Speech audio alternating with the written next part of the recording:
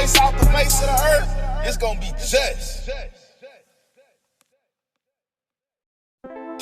Hey, all praises, man, to the Most High. How about sing you how we shine? Shout out to all the camps, man. All the camps out there doing the work. You know what I'm saying? IUIC, WF5, Sons of Zion, Light of Zion, ISUPK, Sakar, all the brothers out there putting their work in. Prisoners of hope, hope for the land. Prisoners in your house, let's go. Man full of books, trunk full of signs. You already know what it is, it's count time. Yeah, it's count time. Yeah, I got the rod and the stab precepts on my mind. If I'm the reader or the teacher, best believe it going down. Count time. It's count time. Yeah, it's time to go to work. Fringes on the shirt, microphone check, frankincense and myrrh. They say a wild man wins, so prophesy to the wind, before he let the wind blow. What gon' be that day or hour, don't nobody know. On the highways and the byways, someone gotta let them know. So a shout out to my aunt, I'm going 30 days straight in incremental weather, and they staying out late. And we don't want your money, you can't pay it for the word.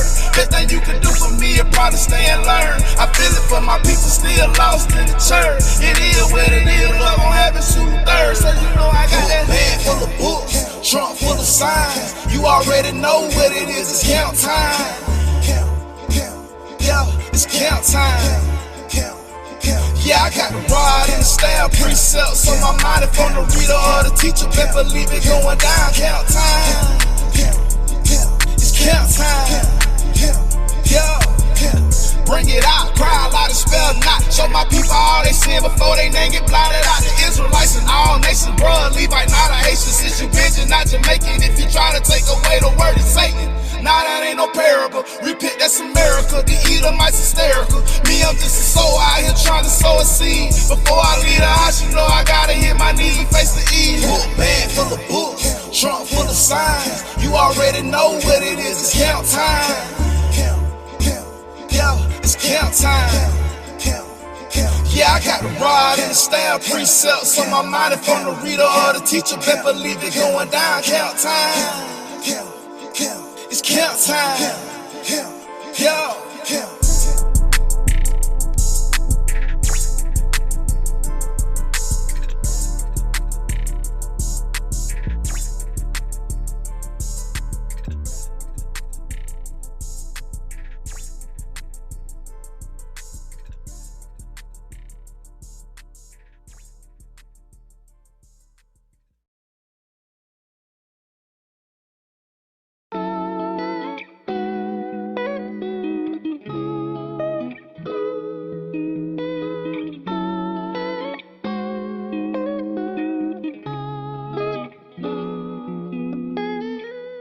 I just wanna see you win, right? Get the promises and the kingdom in the end, right? They ain't love if I let you stay in sin, right? Sometimes it's hard to say the things that my pen write. So hear me out, we all need somebody that we could lean on. Holding it in ain't the only way to be strong. Set scorches over all my correctness when we wrong. Back when we was in the world, that one what we was on. Be at peace with many and have one counselor of 1,000. Put your trust in the Lord and you never be confounded. Endure to the end and he gon' crown us. What you battle in the spirit, I fast with you. Rebuke each other in the spirit and still laugh with you.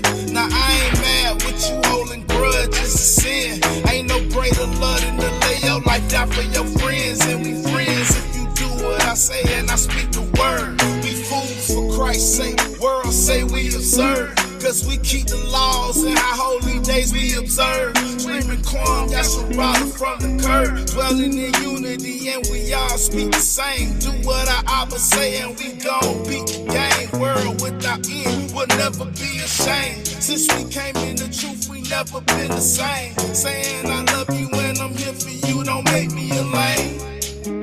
Nah, I'm my brother's keeper. I'm my brother, I'm my brother, I'm my brother's keeper. Love my brothers, love my brothers, love my brothers, each one. I'm my brother, I'm my brother, I'm my brother's keeper. Yeah, I'm my brother, I'm my brother, I'm my brother's keeper. Love my brothers, love my brothers, love my brothers, each one. I'm my brother, I'm my brother, I'm my brother's keeper.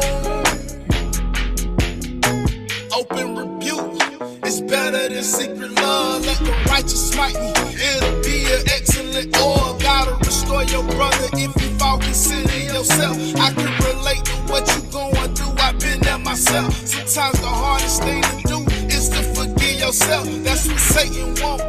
He trying to sift you out. He stopped coming to camp. These days he missing out. A lot of brothers started strong, towards the end they giving out. Just know you got support, your brothers here to hear you out. The solutions in the scriptures, nothing we can't figure out. Ain't too big to say I'm sorry if I got out the spirit. Matthew chapter 18, I gave my brother if he hear me. I'm my brother, I'm my brother, I'm my brother's keeper. Love my brothers, love my brothers, love my brothers, each one. I'm my brother, I'm my brother, I'm my brother's keeper. Yeah.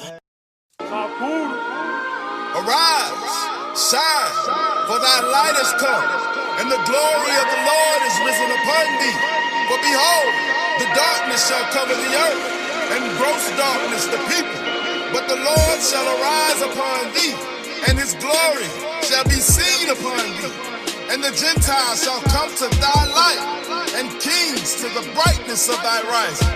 Lift up thine eyes round about, and see, all they gather themselves together, they come to thee. Thy sons shall come from far, and thy daughters shall be nursed at thy side. Then thou shalt see, and flow together, and thine heart shall fear, and be enlarged, because the abundance of the sea shall be converted unto thee. The forces of the Gentiles shall come unto thee. The multitude of camels shall cover thee. The dromedaries of Midian and Ephah, all they from Sheba shall come. They shall bring gold and incense, and they shall shew forth the praises of the Lord. All the flocks of Kedar shall be gathered together unto thee. The rams of Leviticus shall minister unto thee. They shall come up with acceptance on mine altar, and I will glorify the house of my glory. Who are these that fly as a cloud, and as the doves of their windows? Surely the owls shall wait for me, and the ships of Tarshish first, to bring thy sons from far, their silver and their gold, with them unto the name of the Lord thy God, and to the Holy One of Israel, because he hath glorified thee. And the sons of the strangers shall build up thy walls, and their kings shall minister unto thee. For in my wrath I smote thee, but in my favor have I had mercy on thee. Therefore thy gates shall be open continually, they shall not be shut day nor night, that men may bring unto thee the forces of the Gentiles, and that their kings may be brought. For the nation and kingdom that will not serve thee shall perish. Yea, these nations shall be utterly wasted. The glory of Lebanon shall come unto thee, the fir tree, the pine tree, and the box together, to beautify the place of my sanctuary, and I will make the place of my feet glorious.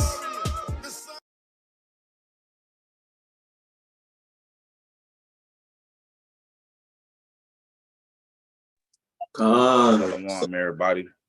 Appreciate everybody for coming. We're gonna go ahead and get started. Gonna open up with prayer. Brothers, if you got your head covered, go ahead and uncover your head. Sisters, get your head covered. We're gonna go ahead and face the east. Pray.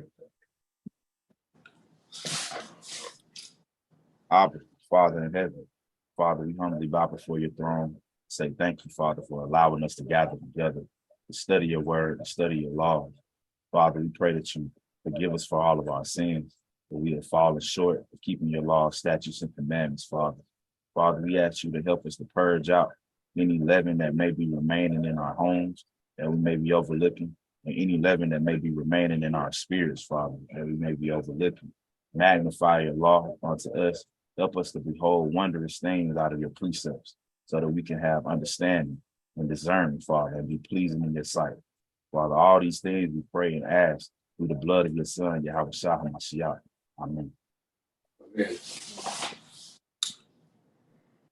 Khan.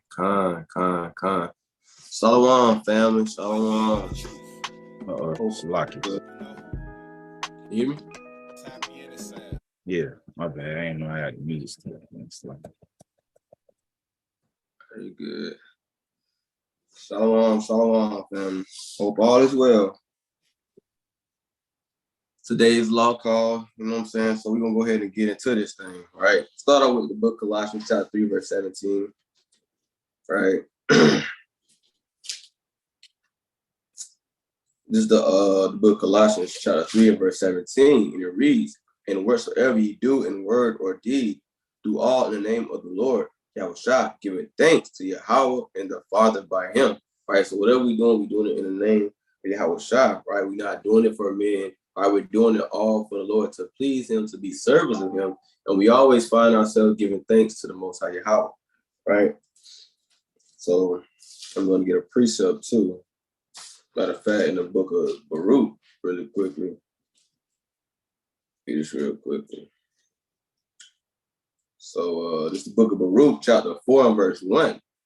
This is the book of the commandments of Yahweh, right? And the law that endure forever, right? So we got to understand that the law endure forever.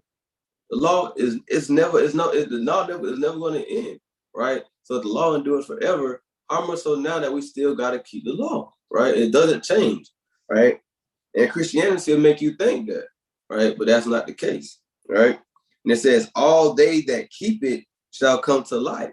So by us keeping the law, right, we will be able to have life, right? It says, but such as leave it shall die. But people that turn their backs on laws, right, turn away from keeping the laws of the Most High God, amen, they're going to perish, right? You cannot live without keeping the commandments. Straight like that. You cannot live without keeping the commandments. There's no life without keeping the commandments, right? So we're going to go to I'm going to get one more precept really quickly, though. Get the book of Deuteronomy, chapter 32 and verse 47. Looking at this earlier, 32 and 47. Right, this is the book of Deuteronomy, chapter 32 and verse 47. And it reads, "For it is not a vain thing for you, because it is our life." Right, it's nothing vain about keeping the commandments. Right, this is our life. Right, and it says, "Through this thing ye shall prolong your days in the land where ye shall go." Right. So Lord said, through this thing, by doing the commandments, keeping the commandments, our life will be prolonged, right? Does that mean we're going to live in Babylon prolonged? We're talking about that everlasting life, right? Life without death, right? Lord willing, we get the kingdom. That's what the kingdom entails, right? But let's go to, of course, yeah, in that account, in that context, right? He was talking about the children of Israel. If they would have done those things, their days upon the land would have been long. But they didn't do those things. So being that they didn't do those things, well, that's been done away with, right? Living, that's why the Lord scattered us abroad, right? Because we broke the command, we didn't keep them. That was part of the blessings, that we would have prolonged days in the land that we should live, right? But being that we didn't keep the commandments, right, the Lord, thus he heals with the curses, and now we dispersed among nations. Now we're smitten with madness, having evil eye towards one another. We had slavery placed upon us. We're the bottom of society. We cursed in the field, cursed in the city, because we did not keep the commandments, right? But there's also twofold by us returning back to the commandments. And hey, we might not have life great here, but we can have life great in the kingdom, right? And you can have life great here spiritually, if you understand what I'm saying, as in spiritually inclining and increasing in this thing. But anyways, we're gonna go to go to Leviticus chapter 19, and we're gonna get on brotherly love. It's been a minute since we kind of touched on this subject, so we're gonna touch on brotherly love, right? And not only just brotherly love, but getting into the law, statutes, commandments. But a lot of the commandments show you how to properly love your brother, right? So let's go into it. Starting at verse 1. It says, "And the Lord spake unto Moses, saying, Speak unto all the congregation of the children of Israel, and say unto them, Ye shall be holy, for I, the Lord your God, am holy."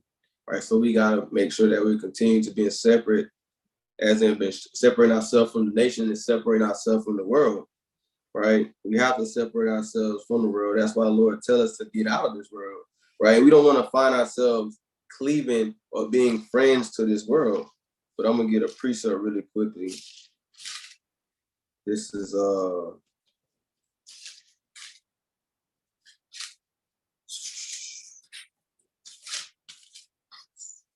book of James, chapter 4, verse 4. And it reads, "Ye adulterers and adulteresses, know ye not that friendship of the world is enmity with God?" So by us being friends with the world, we're now having enmity, right, with the Most High God, right? Could you get the definition of the word enmity real quick, please? Baba Kasha?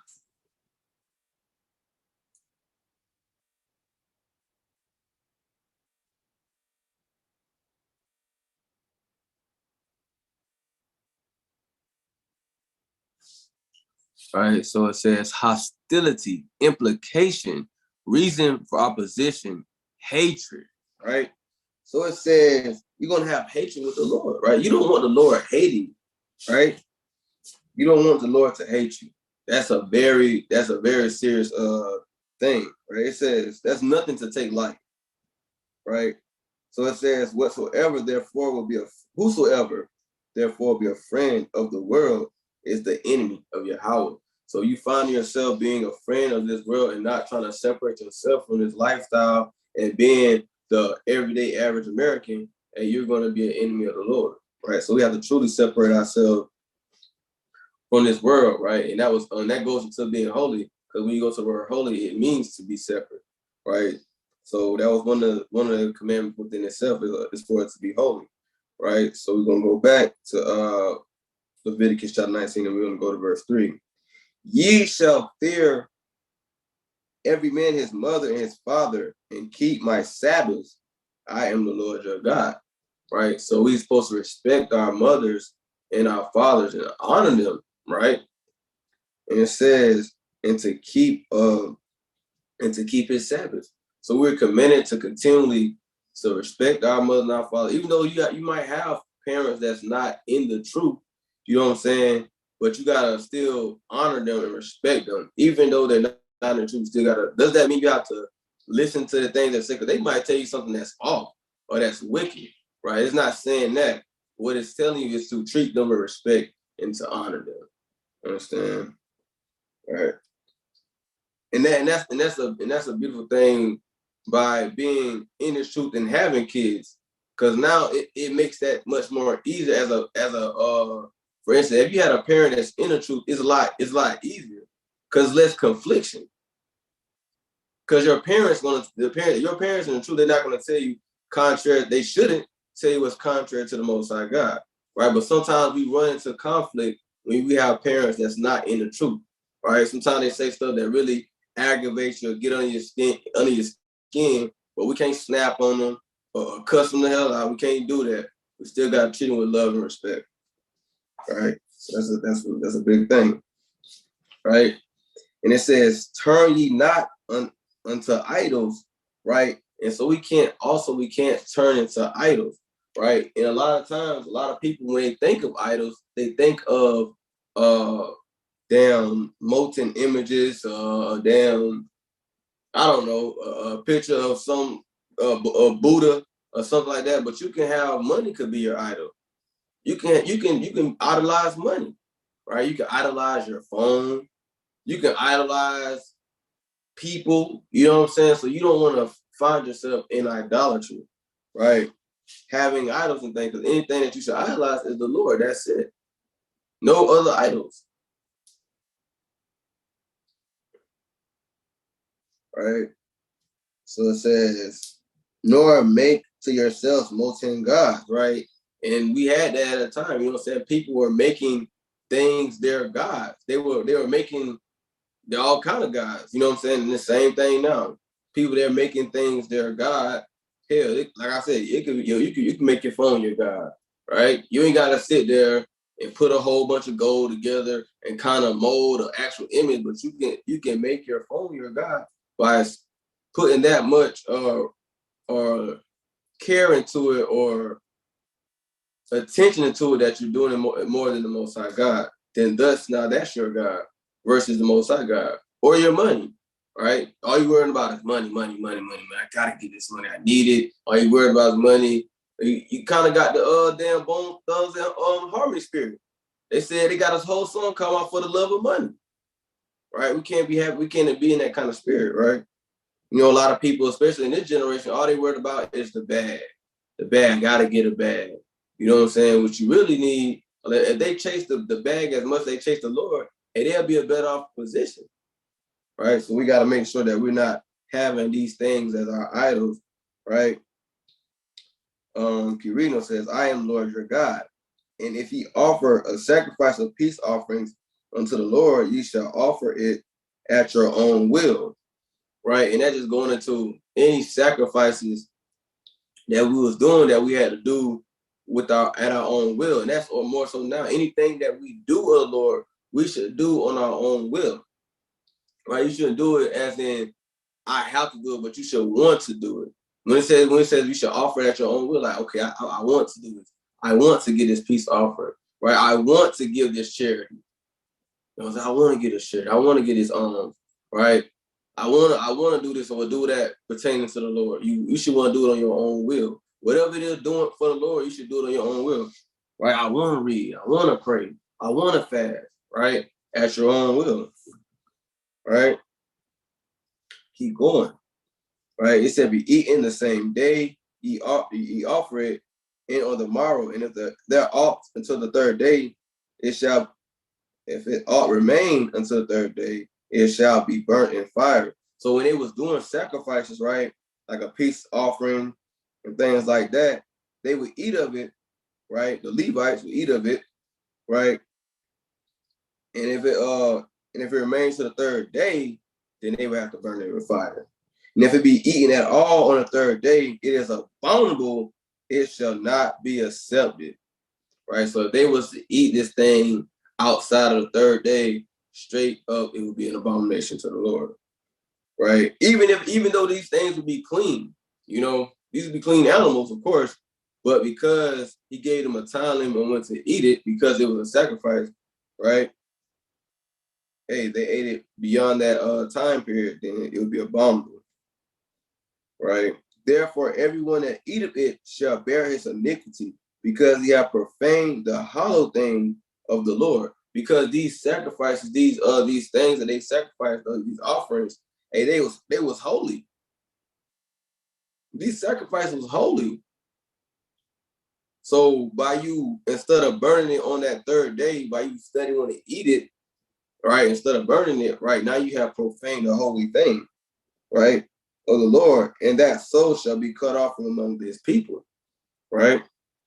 And it says, and when you reap the harvest of your land, right? And this goes into when you having land, when you have had land, right? When you got land, right? It says, "Thou shalt not wholly reap the corners of thy field," right? It says, "Neither shalt thou gather the gleanings of thy harvest," right? So you cannot totally take up all of your crops whenever you're growing it, right? Whatever you're growing, you cannot totally just take it up, right? It says, "And thou shalt not glean thy vineyard, neither shalt thou it's like it. My bad. I'm going to matter of fact, could you get the word gleaning? Get in verse 9, the word gleaning.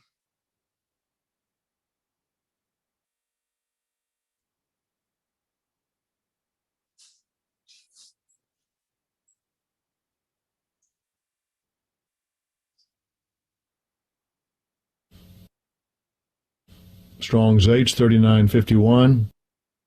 Leket. Leket.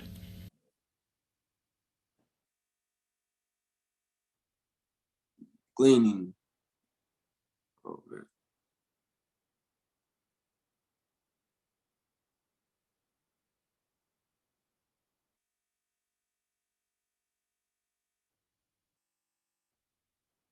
Okay, so when you see it, it says extract from various sources, obtain, get, take, draw, derive, extract, cull, gamer, gather, right? So when you look at that word gleaning, right?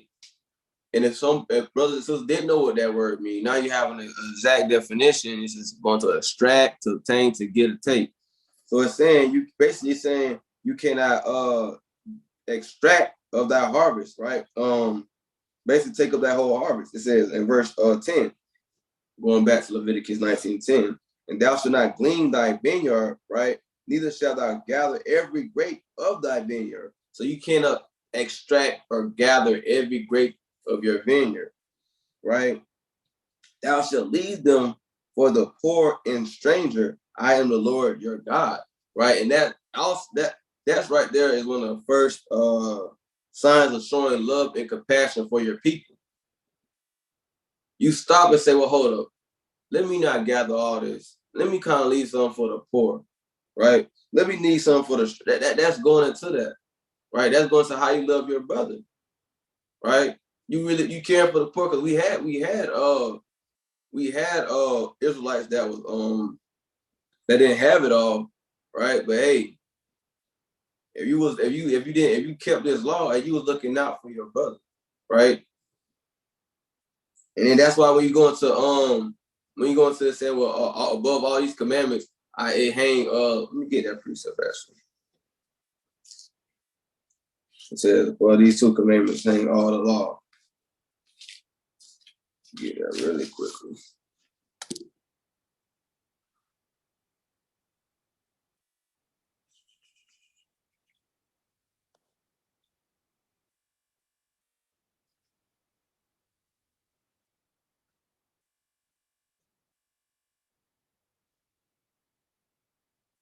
Oh, can you give me Matthew 22 and 40, please?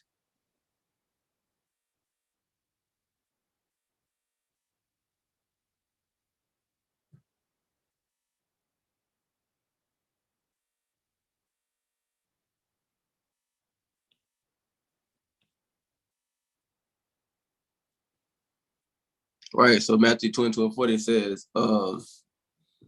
read up to read up verse 39. It says, and the second is like unto it, thou shalt. Matter of fact, we go 38. Bible shot, please. Verse 38, it says, this is the first and great commandment, and the second is like unto it. Thou shalt love thy neighbor as thyself. Right? Keep going down. And it says, on these two commandments hang all the law and the prophets, right? And so on these two commandments, it hang all the law and all the prophets, right? So that's going to understanding, well, you want a person or a Christian, they'll read that and they say, well, that's all we gotta do. You know what I'm saying? Love the Most High God and love my brother as myself, love my neighbor as myself. And they kind of close the book at that. What it's saying is, by you doing all the other commandments, you're doing these commandments. By you keeping the commandments, that's how you love the Most High God. That's how you showing him that you loving him. By you doing the things of not gleaning all your harvest, all your crops, caring for the poor. That's going into loving your brother. Right? I want to get another precept just to go into how the Lord punished Israel for doing things like that. It says, matter of fact, let me get this.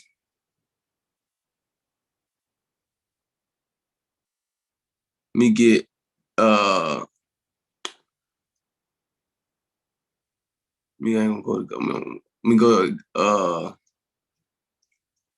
me get Ezekiel 18, and I'm gonna start at verse 9.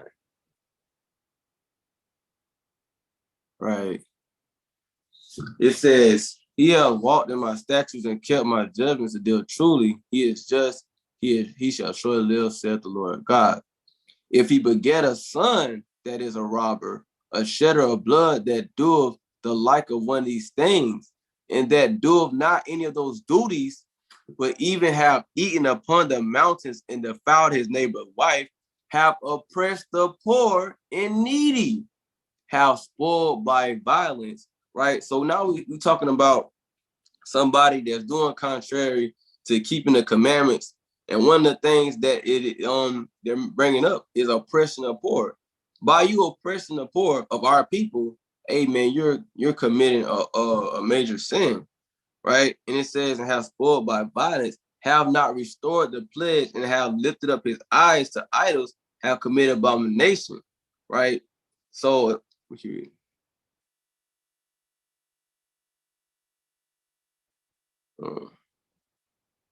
It says, and have given forth upon usury, right, and taking increase, shall he then live? He shall not live. He have done all these abominations. So it's saying you oppressing the poor, right, and the needy, giving upon usury, right, taking on with increase. And these things are abominations, right? He said he shall surely die. His blood shall be upon him, right? So a lot of people they don't know these things because they don't go into looking into the law, and that's why you got to go and look into the law, because here in Ezekiel it's telling you these things, right? He have given forth upon usury. When you find out usury, you find that into the law about taking with increase. That's into law. Matter of fact, that's if I'm not mistaken, I think it briefly mentions it in Leviticus chapter 19, if I'm not mistaken. But these things are an abomination to the Lord, right? And you don't want to be committing abomination to the Most High God, right? And it says his blood shall be upon him, right? So that's just a precept just to let you know further that it's not a good thing. It's a very bad thing to oppress the poor, to not give a damn about the poor of your people, right? We're not talking about the damn heathen. We're talking about our people. You know what I'm saying? We can't be doing our people like that. You got some people, they kind of they kind of look down on our people that's poor. Now understanding that, hey man, we on these curses, man. Right? But let's go back to Leviticus chapter 19 and verse 11. Right? It says, and ye shall not swear by my name falsely, neither shalt thou profane the name of thy God. I am the Lord. Right? We have talked about this a couple of times, right? By swearing upon the Most High name falsely, right? That's a no-no, right? You have people, they say on, that saying on God, you know what I'm saying? Oh, I swear to, I swear to God. They be saying things like that, right? And that's off, right? When you come into this truth, you gotta put away those bad habits. Saying, oh, I swear to, no, you don't need to say nothing like that, right? Because you're using the Lord's name in vain, right? And you damn sure don't want to say his name in Hebrew, saying that, man, you really gonna be going to hell off, right? And then also saying things that you're gonna do and not commit to doing them in the name of the Lord, right? You don't want to do that, right? Verse 13, thou shalt not defraud thy neighbor, neither rob him. The wages of him that is hired shall not abide with thee all night until the morning. This was another one of the laws that we know that we supposed to keep, that they don't keep it in America. But I say you still keep this. If you have a business, if you're gonna have business, I say it's only right to still keep it. Just because you're in America don't mean you can't keep law, right? If you got a business and you got a brother or sister working for them, you need to pay them before the sun go down. That's a law. If you got a business in today's society, or you got a sister or some brother, they doing some work for you and you paying them for it, before the sun go down, you have to give them that money. You cannot hold on to that money, or unless you're breaking the law. Right? Straight like that. I don't know if you got a legit business, whether you got to do like have the taxes taken out that during that time or whatever you got to do, but cover your ends with the Most High God. Because the Lord commanded us not to do things like that, right? We can't be like these other nations. We can't be like Esau that want to pay you at the end of the week. We can't do that. So if brothers and sisters got their own business or planning on their own business, this is a tip that you gotta have in keeping the law when you have your business. If you have somebody working for you, right, you gotta pay them at their day, right? Verse 14 though, thou shalt not curse the deaf, nor put a stumbling block before the blind, right? So we can't curse the deaf. We can't put a stumbling block in front of the blind, right? You just can't do it, man. It's just off, right? I mean, that's plain. That's plain. Before the blind, but shall fear thy God, I am the Lord, right? Ye shall do no unrighteousness in judgment, right? So, and when you're doing unrighteousness in judgment, is a lot of people, they have it, you want to have a righteous judgment. That's what it's saying. You want to have a judgment which is righteous, right? As in, it's going to go into it. Thou shalt not respect the person. But when you having judgment, you got to have a clear conscience about it. You can't look at a person, look what they have, look at their stature, look at what things they got going on in life, and then you're making a judgment off of that. You got to make the judgment off in righteousness, right? Not on who this person is, because that's what society kind of doing this thing, right? They kind of look at a so-called black man, and just because off his look, they say he did it, right? The East Karen, she's telling the truth. So-called black man, he's guilty. That's what society does. But we, as Israelites, and know the commandment, and we gotta be separate from this. When we judge any matter, we gotta judge in righteousness, right? We gotta know the whole matter, right? We gotta kind of get the whole matter. Hold on, let's get that. That's bad. Let me get that.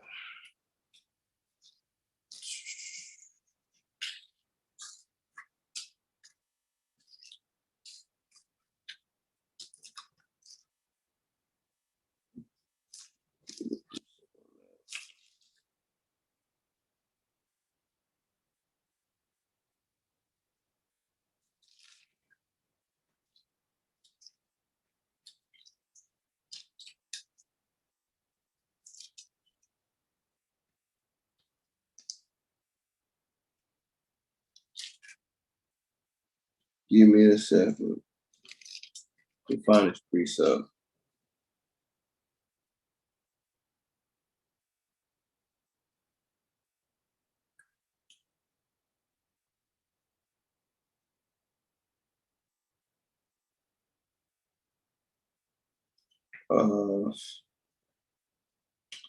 The brothers know what that precept at when it says basically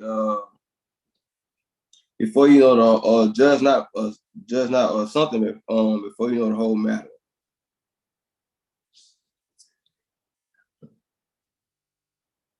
Hold on, let's see. Hold on.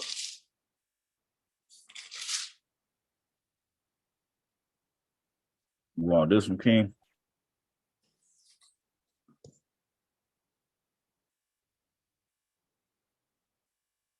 I can use that one too. Ecclesiasticus, the book of Sirach, blame not before thou hast examined the truth. Understand first, then rebuke, right? So you gotta before you examine it, before you do any blaming or exacting any judgment, you gotta examine the whole matter, right? Understand first, then rebuke. And that's a good thing, especially if you're a person that people coming to you for counsel and things like that. Before you give that counsel, you got to make sure that you examine that whole situation, right? Get the truth, understand first, then review, right? And that comes also too when you with your brothers, you about to rebuke your brother, you know what I'm saying? Examine the whole matter, kind of figure this thing out, right? Understand what's going on, right? Then you go ahead and you rebuke, right? And it was another one too, but I'll stick with that one right there. That was a good one though.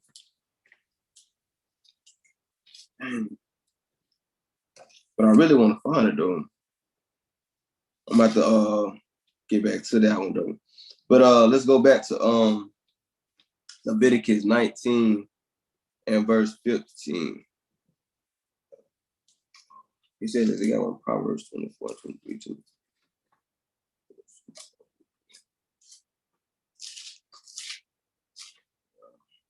Before I get that.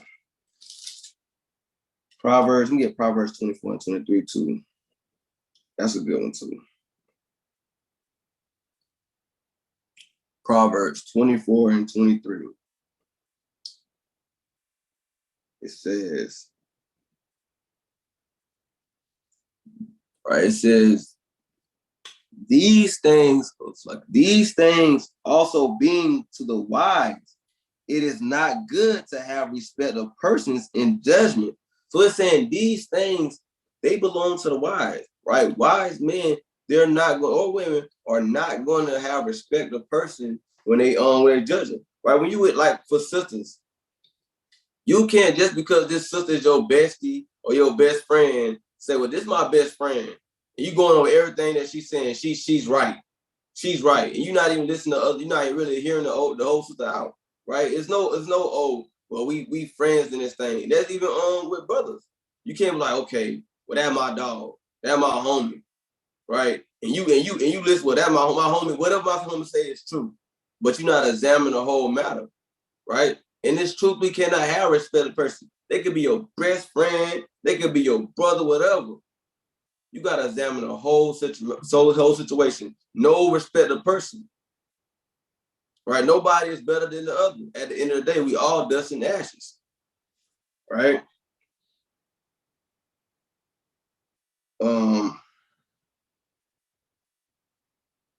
Right, and check this out. And because you got some people that be in the spirit on verse 24.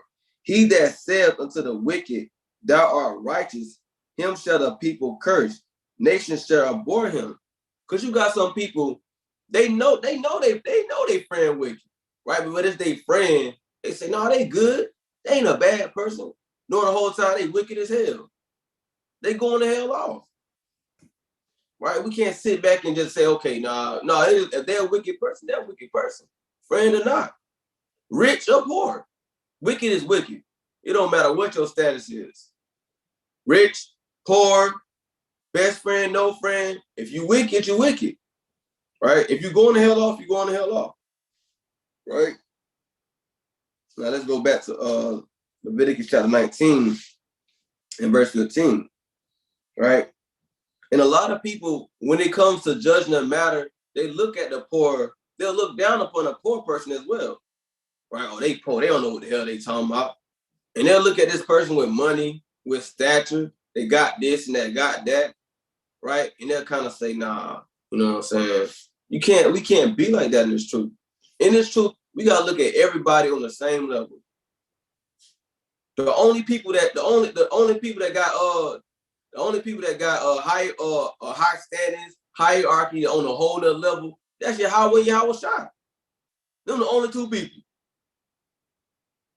Them the only two. Everybody else, they fall under the same umbrella, the umbrella of man, the umbrella of dust and ashes. Everybody. It don't matter. You got the largest camp, you got a gazillion members, right? You got the biggest, it don't matter.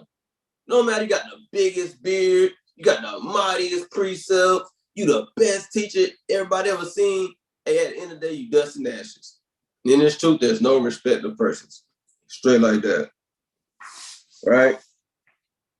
So it says, keep going, start from the top.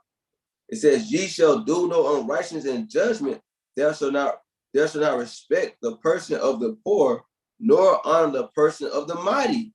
But in righteousness shalt thou judge thy neighbor. And that goes back into how people say, well, you can't judge me. Right? Well, the Bible says that you gotta judge your neighbor in righteousness. Now you want to also be careful in your judgment as well. Because you don't want to be that one that's judging somebody and you a whole damn hypocrite. Right? Let's get that really quick. Let's get that really quick.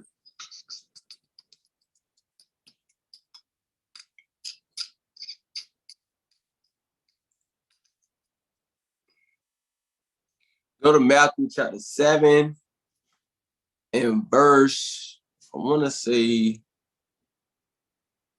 start at verse 2, please. Matthew 7 and 2. Right? So Matthew 7 and 2, and it reads, it says, for what judgment ye judge, ye shall be judged. Right? So whatever judgment that you did, whatever you judge somebody on, hey, you're going to be judged on that. Right? How you going about your judgment? Right? And you're going to be judged just like that. Right? You kind of in your judgment, you kind of, or going whatever, or going crazy. Right? You didn't examine the whole matter, or whatever. Hey, for what judgment you judge, and ye shall be judged. And what measure ye meet, it shall be measured to you again. So however you come with your judgment, that's how that judgment gonna be for you, right? Go down. And why beholdest thou the mote that is in thy brother's eye, but considers not the beam that is in thy own eye? So you gotta consider the beam. The beam is a long piece of wood. That's huge. And your brother, he got like love, something like, damn, we got something in your eye. You know what I'm saying? The whole time you got this whole beam in your eye, right? This whole huge sin knocking you across the head, and he trying to correct them on his beam.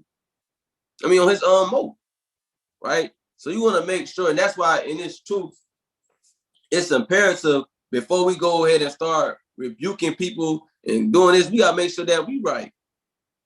We gotta make sure we right. That's why before I started teaching, I said, man, what the hell I look like going out teaching the word of the Most High God, and I got a whole damn blunt in my mouth talking about precepts, studying.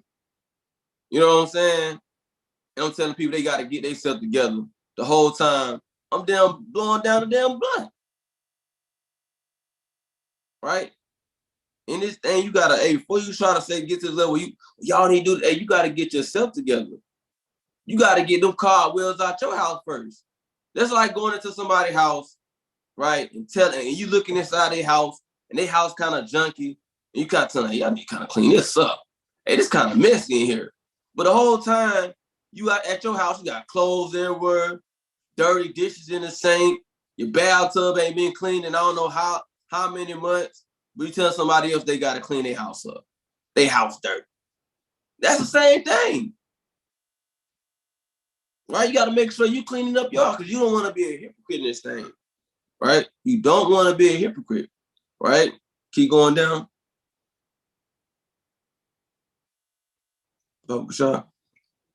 Says, thou hypocrite, first cast out the beam out of thine own eye. Right? Get yourself together first. Get yourself together first. Right? Then thou shalt clearly cast out the mote of thy brother's eye. Right? Because think about this. Hell, if you trying to think about it, you got this a big beam in your damn eye, and you trying to help somebody in their eye. If you don't got a clear enough vision, hey, you can kind of damage. They already messed up, right? And you barely can see because you got a huge beam in your eye, and now you kind of poking them in the eye, kind of poking them with your fingernail because you can't even see clearly, right? But then when you get yourself together, right, you get that beam out your eye. Now you have a clear path to seeing that mote in your brother's eye, and you can help them get it out, right? But you don't want to be that hypocrite, though, man. You don't want to be a hypocrite in this thing, right? In judgment, I want to touch on that too, right? Let me get another precept on hypocrite. Do that. Just one more. One more.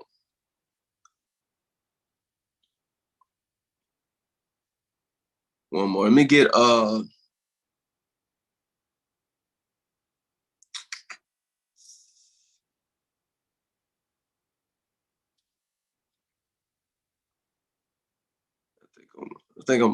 me get I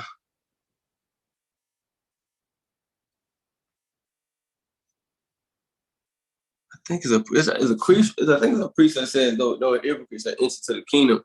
I don't want to be mistaken when I say that.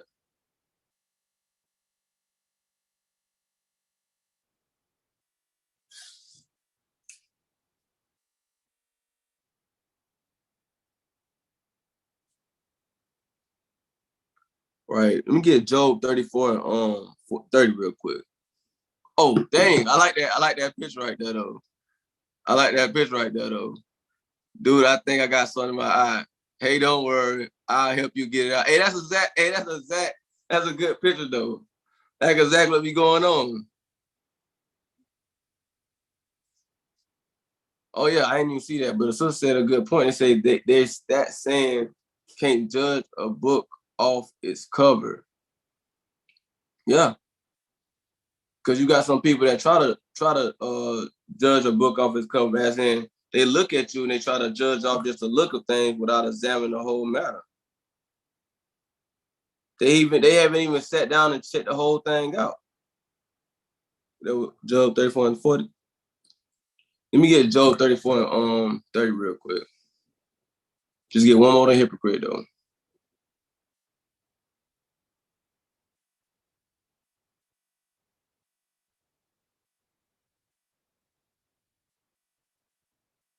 That the hypocrite reign not, lest the people be ensnared. So it said that the hypocrite reign not.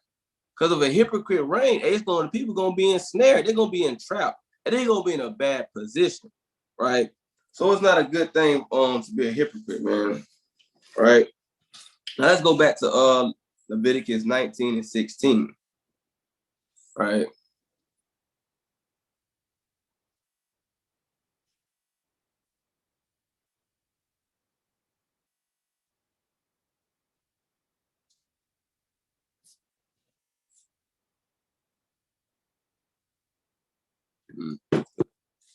It says, thou shalt not go up and down as a talebearer among thy people.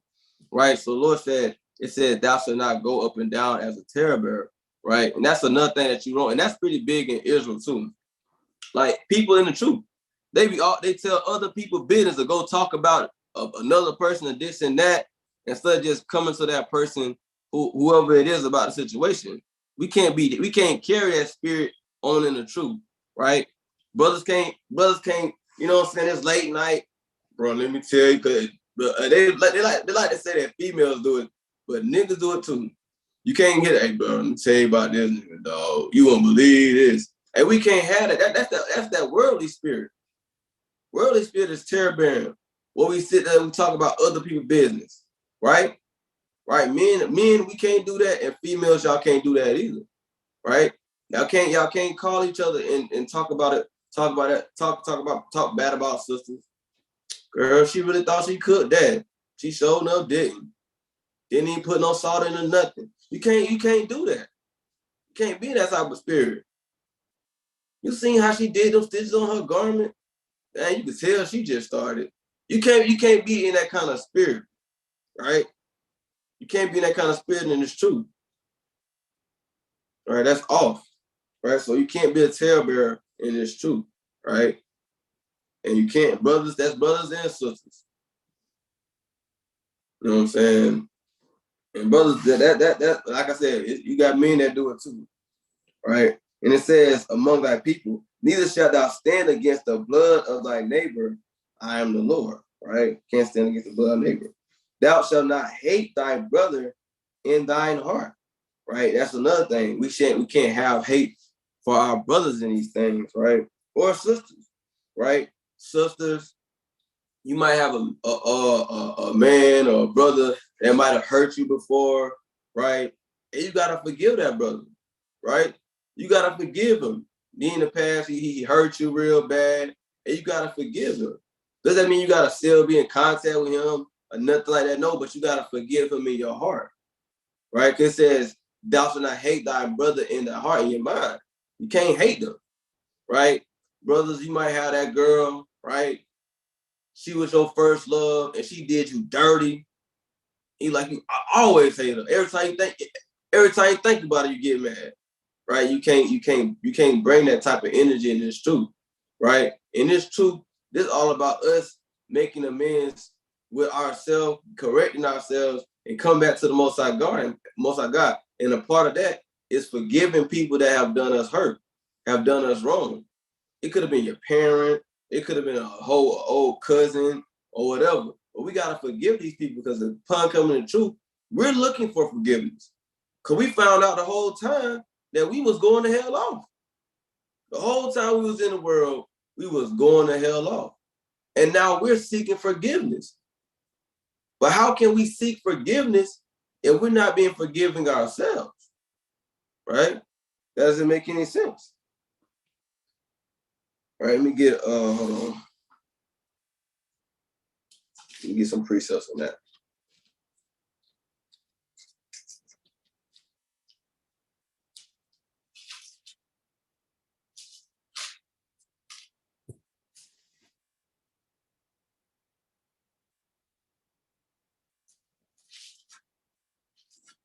First John.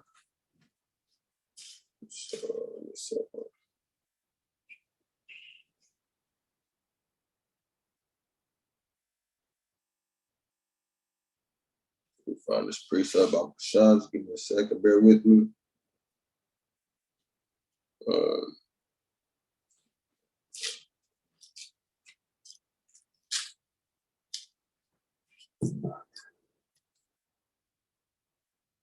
Give me Sirach chapter 28 and verse 2.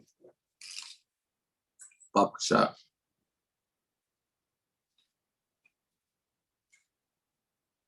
Right, and this like I said, this is a apparent thing, and it's even now, even in this truth, as you learn it, as you walking in this truth, you're gonna have some people that that hurt you along the way in this truth, right? Some people that you might have thought was sincere, or you might have thought they was diligent and sincere, and they wasn't, and they hurt you, right? You still gotta forgive them for what they have done unto you, right? And it says, Sirach, Ecclesiasticus 28 and 2, forgive thy neighbor the hurt that he have done unto thee, so shall thy sins also be forgiven when thou prayest, right? Because if we still harbor that hatred because somebody done hurt us, or somebody done ashamed us, or made us feel bad, and we still harboring that, and we still praying for forgiveness, and we not gonna be forgiven. That's what that precept is letting you know, right? You still harboring that heart, that hatred in your heart, and you gotta let it go, right? And then this is the classic, you know what I'm saying? We done talked about this before, but it's something that we always gotta keep in mind. You know what I'm saying? Because along the way, you're gonna have things gonna happen, especially in the times that to come. How more so in a time where it's gonna be so many people that's gonna turn their back, right? In the time of Jacob's trouble, right? There's going to be people that say, the Lord said, there's going to be friends going to fight against another. You don't know who going to turn your back on. You said, let me get a little couple, just a little bit. I ain't even get into it really, but I wanted to show you something. What Yahweh Shah said, right? It's the book of Matthew, chapter 10. And I'm start at 34. Go to 34. 10 and 34.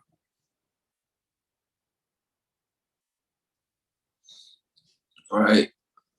So this is what Yahweh Shah said. He said, think not that I come to send peace on earth. I came not to send peace, but a sword. Right? Keep going. Right? For I am come to set a man at variance against his father, and the daughter against her mother, and the daughter-in-law against her mother-in-law. Right? So the Lord said, when you see all these things going on, I've done this. This things I'm setting into play. People gonna be turning their back on one another, right? They gonna be turning their back on one another. But that's the thing that's to come too. A lot of treacherous things gonna happen. In those times, you're gonna have to remember these precepts. Well, I don't know what's gonna happen. I don't know who's gonna turn on who, but I know these things will come when people gonna turn their back, especially on those people that's been in the truth. Our own family members gonna try to give us up. But we gonna have to remember these precepts. If your family member, you know that long time family member always had a problem with you since you got a truth, that might be the one that give you up. Might give you up and tell the people where you at. But guess what? Even when they do that, you still gotta forgive them. You still gonna have to forgive them, right? Let me get a precept too on that. Account, right? And on the book of Acts.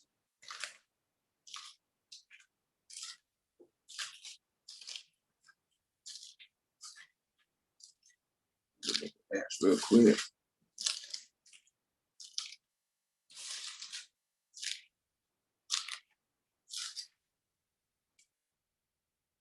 All right, go to Acts chapter 7 and verse, go to 59, go straight to the point. Acts 7:59.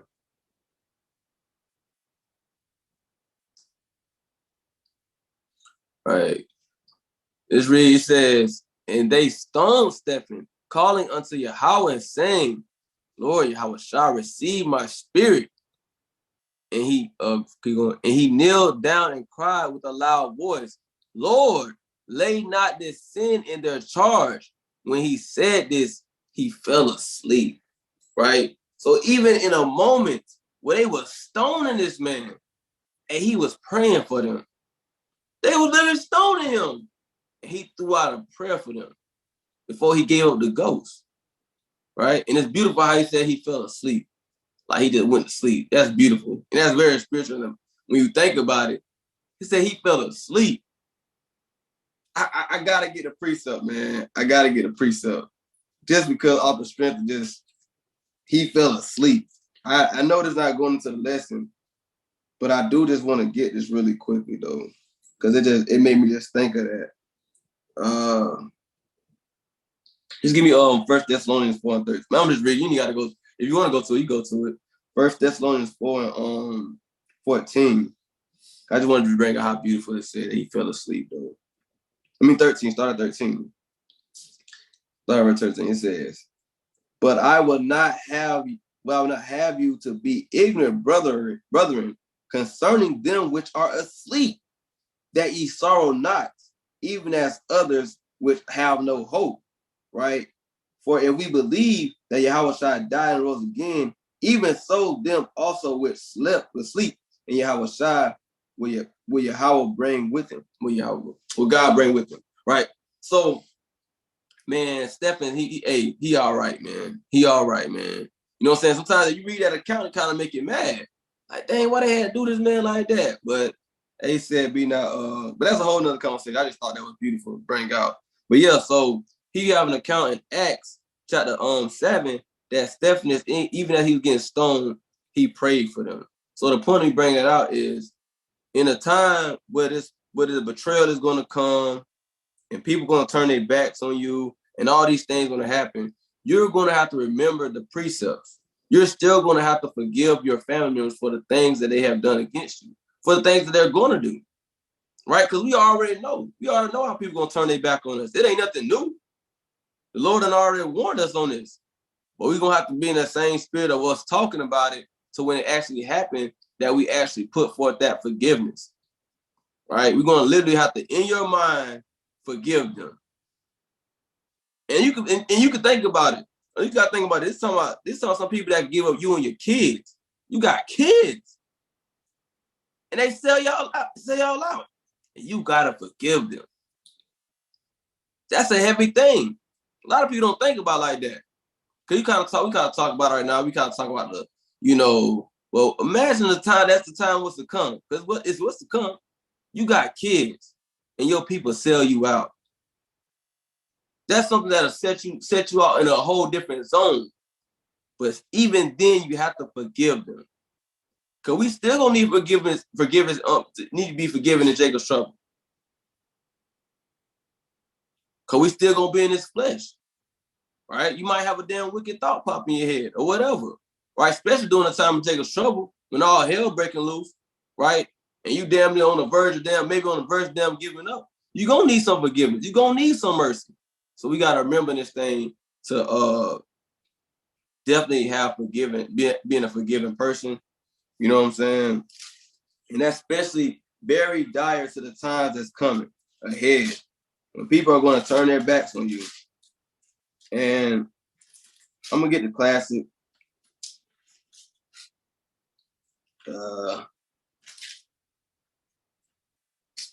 Matthew 18-21. When it goes in with because Peter kind of asked him, hey, and you might have people that just constantly just do you wrong, right? You might have people that constantly do you wrong, constantly hurt your feelings, constantly just doing you dirty, right? Let's see what the Lord says. Matthew 18 and verse 21. It says, Then came Peter to him and said, Lord, how oft shall my brother sin against me and I forgive him? Till 7 times? Right? Yahushua said unto him, I say unto thee until 70 times. But I say not unto thee until 77 times, but until 70 times 7. So you could be somebody could be a habitual, just habitually hurt you constantly. A habitual offender, they constantly hurting you, right? They constantly hurting you, and you gotta constantly forgive them, right? Because guess what? We habitual offenders. We constantly be going off, right? We constantly going off, and we need Lord to consistently forgive us, constantly, every day. Because the Lord don't forgive us, have mercy on us, then we finish. So we got to make sure that we be forgiving others, right? You got to have that forgiveness in your heart, right? Thus said the Lord, right? And it says, going back to Leviticus chapter 19 and verse 17, right? It says, thou shalt not hate thy brother in thy heart. Thou shalt in any wise rebuke thy neighbor, right? And you got to rebuke your neighbor, right? You got to rebuke your neighbor in this thing. And a lot of people that, and I want to go back into that priest that we brought out in Iraq. I want to say that was 11, because it's imperative when you go into rebuke, you want to go into it. It's 2 things I want to touch on that. 2 things I want to touch on that. That was 11 and 7. Right. Right. So go to blame not before thou hast examined the truth, understand first, and then rebuke. So when we rebuke, when we go into the process of rebuking our brothers, right, we want to make sure, our sisters, we got to make sure that we examine the whole matter. And it's good to ask questions. Very good to ask questions before you rebuke. Kind of ask about the situation first, because you never will know the story behind it. So it's always a good thing to ask first. Very good to ask first, right? Keep going. But hold on. It says, answer not before thou hast heard the cause, right? Because a lot of times when before we have an answer, you can't have an answer before you heard the cause. Right? You gotta hear the whole cause, man. Right? You gotta hear the whole cause. Right? And before you rebuke, you gotta be able to listen. You gotta be able to listen. Because you gotta know, how can you examine an issue if you're not listening? The whole time you thinking about the precepts you're gonna tell them, but you're not listening. You gotta listen to the matter. And that'll help with your rebuke, right? By you listening to the matter. Because now you understand how to really come about the situation. Now you know how to come to them. Now you know how to relate or go through the scripture with this person, or go about the rebuke with this person, because you listening. You understand the situation, right? Neither interrupt men in the midst of their talk. And we kind of talk about that sometimes, like, but that's even with a rebuke. When you going through when that person talking and they explain themselves, let them talk. Let them get it out. And once they get it out, then you go ahead and do that. It's a way that you can go about rebuking somebody. You know what I'm saying? Hear the brother, hear the sister out. Right?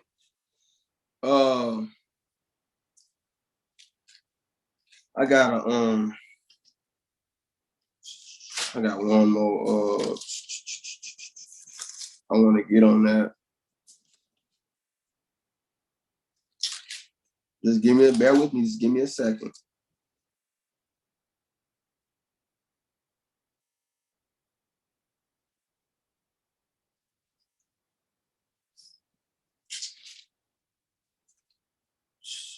Give me a second, y'all. I'm trying to find a precept that I'm looking for. But if I can't find it, then I'm just gonna worry about it.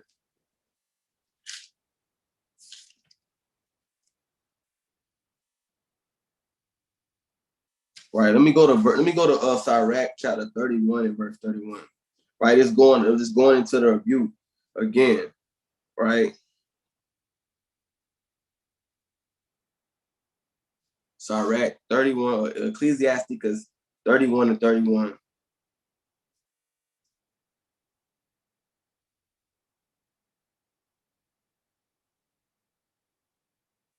Right. It says, rebuke not thy neighbor at the wine, right, and despise him not in his mirth, right.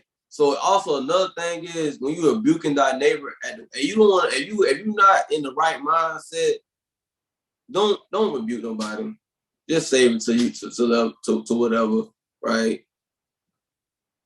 Don't and another thing is too, not only if it's by the wine, but you don't want to rebuke nobody if you're upset. You don't want to rebuke nobody if you angry. You want to calm down first. Get a level-headed mind. Because sometimes when you're angry, your emotions can get the best of you. And you can say stuff that you don't even really mean to say. You can say some stuff that's not even logical to say. It's not even right to say because you mad. So not only the wine, but you want to be in the right spirit. You don't want to think, imagine that. You mad as hell and now you're trying to rebuke somebody. You might cuss them the hell out. You're like, damn. You want to, clear your mind first, right?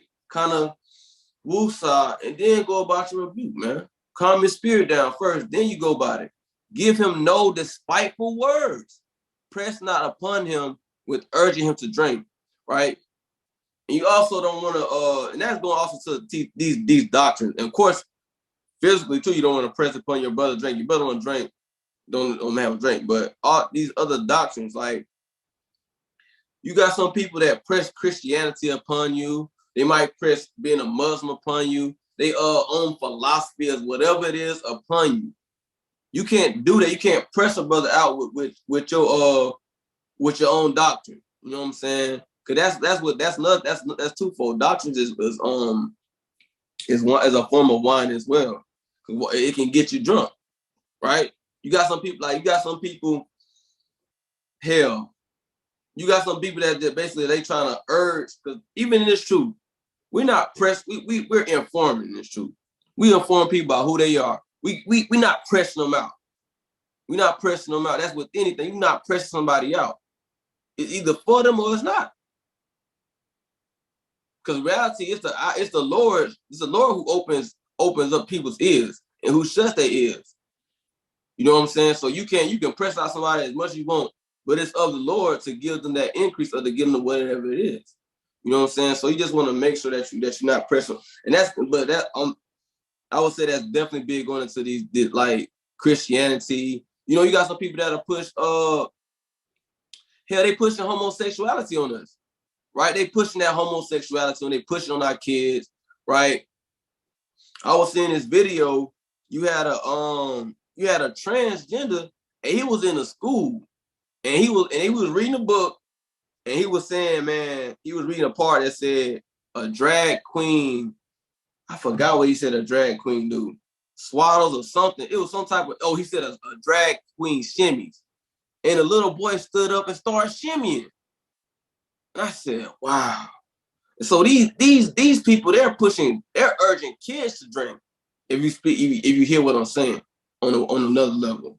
But yeah, so that's madness. But the point is, of me bringing that out is, you know what I'm saying? When you rebuking somebody, you want to make sure that you observe the whole matter. Make sure you're in the right spirit when you are rebuking them. You're not angry, you're not upset, you're not intoxicated, right? And another thing I want to get on rebuke is because a lot of people they kind of get intoxicated by rebuking their brother, right? They get intoxicated with the I'm gonna correct you, ready to break you down, but how much so the part trying to build you up? You got to be able to break somebody down and build them back up. That's a true friend, not a friend. I'm all when it's kind of to break you down. Because sometimes when we get there, abuse, it may hurt, it may whatever.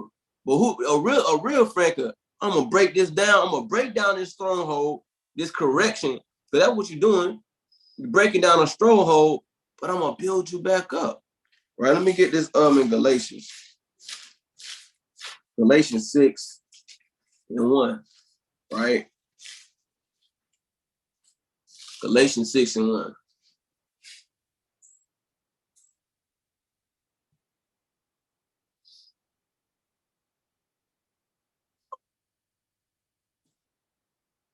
Come on. Hey, all praise to the Most High. You know, it is definitely a good topic. You know what I'm saying? Because you definitely want to make sure that your heart is right, especially brothers and sisters, before you go into Passover, man. You know what I'm saying? That's definitely all praise to the Most High, man. But it said, this is Galatians 6:1, brethren, if a man be overtaken in a fault, right? Ye which are spiritual, restore such an one in the spirit of meekness. We also got to restore our brothers, right? Restore our sisters, right? And you can rebuke somebody, and then you kind of let them know, hey man, you doing this, hey, this that scripture, and then you can restore, hey, this for future references, you can go about doing this kind of way. You know what I'm saying? Like, you can kind of come up with a thing that help them with it, right? Because a lot of people, they think about, well, dang, oh, sister, you going to hell off or whatever. Well, what are you going to do about going about helping me with it? You telling me that I'm wrong. Can you also help me with a solution? Are you offering somebody a solution? That can help in their restoration, their restoring process. Because some people don't even know how to rebuild. They don't even know how to rebuild. Well, if I'm doing this wrong, well, how can I do it right? You got to help build with them. Help build themselves back. When you break them, when you tip, rebuke them, help build with them. Well, I got a solution. You know what I'm saying? I can help you out with this, with that. Restore such a one in the spirit of meekness. Because when you come in them, and you come at them meekness, you showing them that tender part of. Because sometimes when you rebuke, it kind of can get a little tense or whatever. But then you also got to show that meekness, right? It said the meek shall inherit the earth. Right? You got to have that meekness about yourself, right? It says, considering thyself, lest thou also be tempted. Brother said this. I think there's a scripture in Ezekiel that talks about that as well. It roughly paraphrased, goes to someone repents as a sin. Oh, I got one on that too. That's exactly. Oh, that's a spirit. That's the spirit you said that. I want to touch on that as well, and that's in Sirach. I don't know about the one in Ezekiel, but I know about the one in Sirach though. Let me go to it real quick. I know exactly which. I know I got one right there. Let me go to that one.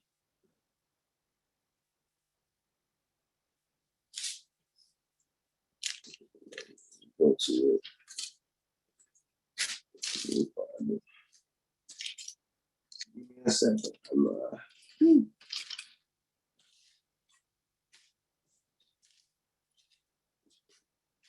Start right 8 to 5, King.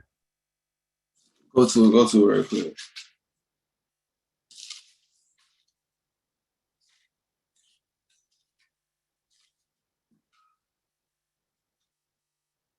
Yeah, Khan, that's it right there. Sorry, 8 and 5. Khan, that's the spirit. That's what I was thinking about. Reproach not a man that turneth from sin, but remember that we are all worthy of punishment. So when we do go, and then when we do a Brooklyn or whatever, you know what I'm saying? Don't go back and bring it about, if a man did something before, right? That don't go back and talk about what that man did now. Or that sister, whatever lifestyle she lived, or whatever you rebuked her, don't go back on that. Don't go back and bringing up the old stuff. He did, she did, all that. Because remember, we are all worthy of punishment. We study for, and it's a good thing to have a good lesson in marriage tips. When y'all probably, because sometimes in marriage, y'all might disagree, y'all might have disagreement, y'all might hurt each other, whatever. But y'all gotta forgive each other and move on. And don't just be bringing this stuff back up, that same thing back up. You know what I'm saying? Because remember, at the end of the day, we all were the punishment. To be honest with you, that's what it's saying. To be honest with you, we all were the punishment. And that's death. We all worthy of death. But the Lord have mercy on, he's not, that's just like us. And, you know, and that's in the world. Not only women do it, but you got some men, right? They'll bring up what a female done did. You know what I'm saying? You got some females, they'll bring up, well, you did this before. I mean, y'all done talked about this, whatever done happened, or you done, you know, y'all done, well, you know, you don't repent for your sins, you don't did whatever, and somebody trying to bring that up. That's not the type of spirit to have in this thing. Once somebody repented for what they done and they done atone for that, hey, you leave that where it's at. Because yet again, remember, we are all worthy of punishment, right? But I'm going to go ahead and keep going. Back to Leviticus 19. It's like not 19:7, but 19.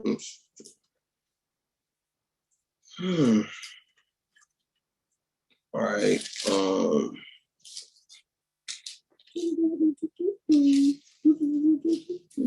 right. What we left off at? Go to verse. It says, "Thou shalt not in any wise rebuke thy neighbor. Thou shalt in any wise rebuke thy neighbor, and not suffer sin upon him." You don't want to watch. You don't want to watch your brother and sister in sin. You know what I'm saying? You don't want to do that, man. You don't want to do that. So you want to definitely correct them. You make sure you want to wash your hand. That goes into Ezekiel 3:17 as well, right? Ezekiel 3:17 is saying, is letting you know, hey man, let our people know what's going on. And your brother and sister, you don't see them going off and you don't say nothing about it. You know what I'm saying? So it's a good thing to look out for one another, especially, and it's a way that you can go about it. You know what I'm saying? It's a way that you can go about rebuking somebody. You know what I'm saying? Definitely want to learn the whole matter first before you do it. But you don't want to suffer sin upon your neighbor, though. If you see them in sin, let them know what's going on and rebuke them, correct them, right? I think I want to get one last one about that. I think I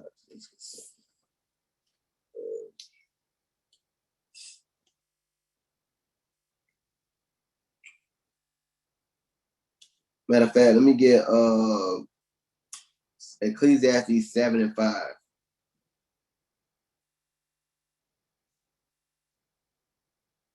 Right. It says Ecclesiastes, my bad. Ecclesiastes 7:5.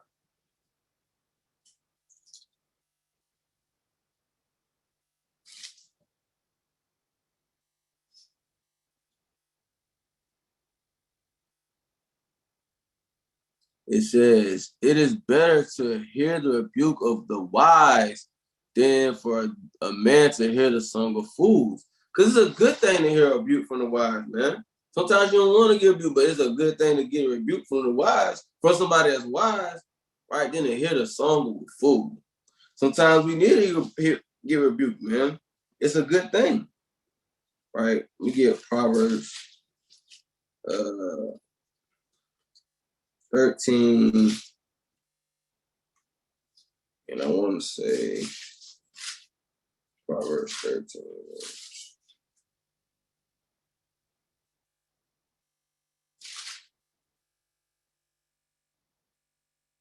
You can get 8. You can get 8. You can get 8. It says, "The ransom of a man's life are his riches, but the poor hear not rebuke." Right?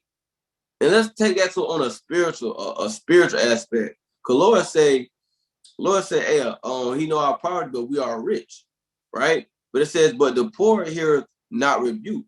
So those that are poor, those are the ones that's not going to take that. It's not going to hear that. That's those that are weak in spirit, right? When you're spiritually rich, right? You're inclined, you're wise in the spirit, right? You're keeping the commandments. You're rich in this thing. But the fools that's out there living their life like it's them no tomorrow, they don't want to hear no correction. They don't want to be corrected. They don't want to do better, right? Hey, they hear not rebuke. Hey, they poor in the spirit. Their spirit is poor, right? Right, but that's it on that. That's it on that. But let's go back to where was at, yo.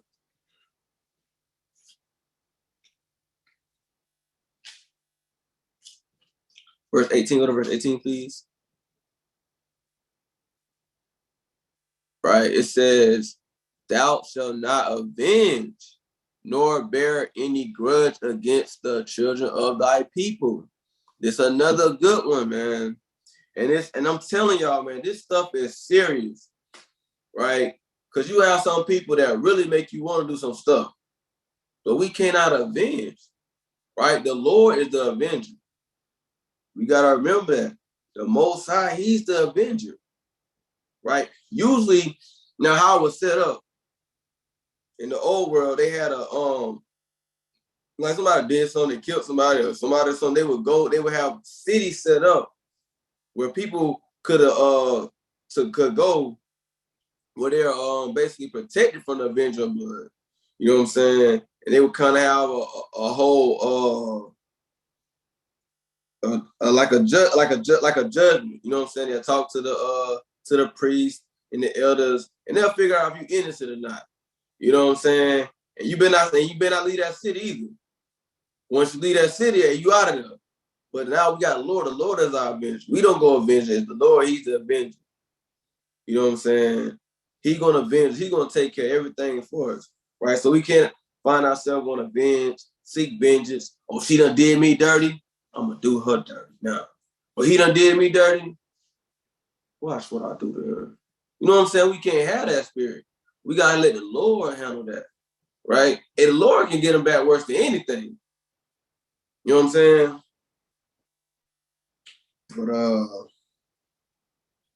But it says, and nor bear any grudge against the children of thy people. And we can't bear grudges. You know what I'm saying? We can't bear grudges to people in this thing, to the Israelite. To your fellow Israelite, you cannot bear a grudge, right? And it could be a brother, right? He probably made a whole damn video about you, cussed you out and said this and that about you, and you can't have no grudge against that brother, right? You still gotta love him, right? Or it could be a sister, right? Every time you post a picture, right, she got something to say about it. Her dress is always ugly, you know what I'm saying, or whatever. Well, her hair wraps. Who taught her how to do hair wraps? You know what I'm saying? And she kind of get on your skin. You know what I'm saying? But you gotta forgive. You can't have no grudge in your heart, right, against our people, right? That's going into really being following Yahweh Shai, because he didn't bear no grudges. He had people out there saying openly they hated him. Who you think you is? You think you the Messiah? His own people said, "Give me Barabbas, a wicked nigga." Barabbas, whatever his name was, Barabbas, he was a wicked nigga. And they screamed for them. They screamed for him to for them to give them him, right? But Yahweh Shai, he still ain't bear no grudges, right? And when we think about it, when we going into the Passover, right? Everything Passover is symbolic of him. The wine, his blood, the bread, his body, right? So you want to go into his Passover spiritually eating of him, right? And you bearing grudges against your brother and your sister, right? If you already did Passover, then still you don't even want to do that. That's just a general thing. You don't want to be doing that. Yahweh Shai himself had his own people want to crucify him. Tell him, crucify him. Crucify him. This is the person dying for their sins. Literally, he's looking at these people and he's still dying for their sins. The whole time think about that. You had a hell of a group of people surrounded around you, cheering for the people to kill you, and you the person dying for their sins. And we can't get mad because somebody that damn ate our food that we had in the refrigerator the other day. You know what I'm saying? Or whatever. Or they stole your $50. You know what I'm saying? Or they I don't know, broke your favorite wine glass. You know what I'm saying? Damn, I don't know. I don't know the reason why people hold them grudges. They hold grudges for a lot of things. But the point is, Yahweh Shai, who's the example that we should follow, the man after we walk after, right? He ain't bear no grudge against against his people. And they did him dirty. So how much so us? Yet again, remember, even in the times to come, when people turn their back on us, when our friends and family turn their back on us, we cannot hold a grudge against them. We still have to forgive them. Still gotta forgive. We can't sit there, you in the wilderness, the whole time you sitting there thinking about, dang, they gave me up. Dang, they did this. Dang, they whatever. We still gotta forgive them. Right? We can't hold grudges in our people. Right? It says, but thou shalt love thy neighbor as thyself. I am the Lord. Right? And that's something that you want to think about. Stop and think, well, how would I want somebody to treat me? You know what I'm saying? So we gotta remember that we gotta love our neighbor as ourselves. That's why God says that stuff, because you ain't gonna do yourself, you ain't gonna have no hatred against yourself. Right? So you gotta make sure that you find love for your neighbor, your brothers, right? Israelites, right? A lot of times when we think about neighbors, we think about our friends, people that we know. You know what I'm saying? But any Israelite that's on this earth, you cannot hate them at all. At all. At all. It could be a brother, he could be bugged the hell out, and he done just set you off, got you angry, right? You cannot have no hatred, right?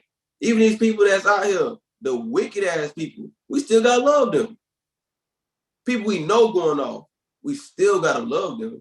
That don't mean that we sitting here chilling, hanging around with them, but we still gotta love them. Because Yahweh Shai still had love for them. You know what I'm saying? So how much so us? Still gotta love them. Can't hate them. You know what I'm saying? So you gotta love your neighbor in this thing, man. You gotta love your people, man. You know, I'm gonna get a couple of precepts, then I'm gonna close out. You know what I'm saying? I just want to cover that. And I'm probably gonna read a little bit read more on that law in the law on Leviticus 19, and then I'm gonna close out. But let me get 1 John chapter 3. 4. 1 John chapter 4. That's what I'm at. 1 John chapter 4. Won't work with it. Right. Matter of fact, 1 John 4 and 17.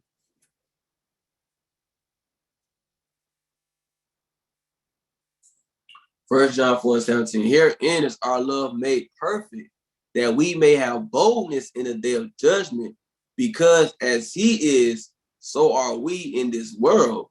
Right? It says, because as he is, so are we in this world. Right?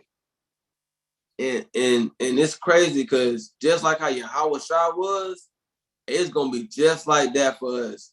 I will think who somebody the other day, but this world is gonna grow to hate us. They kind of do already. Some people already do, especially your pride group, your LGBT group, even your women that like to get abortions. They hate us too, cause we tell them that's wrong. That they can't go out there killing their babies. They hate us too. So it's going to be a growing hate for us, right? Lord said, ye shall be hated for my name's sake. Yahweh Shai was hated. And we're going to be hated in this world on a massive scale. But that's just a part of this walk. We keep going. There is no fear in love, right? But perfect love casteth out fear, right?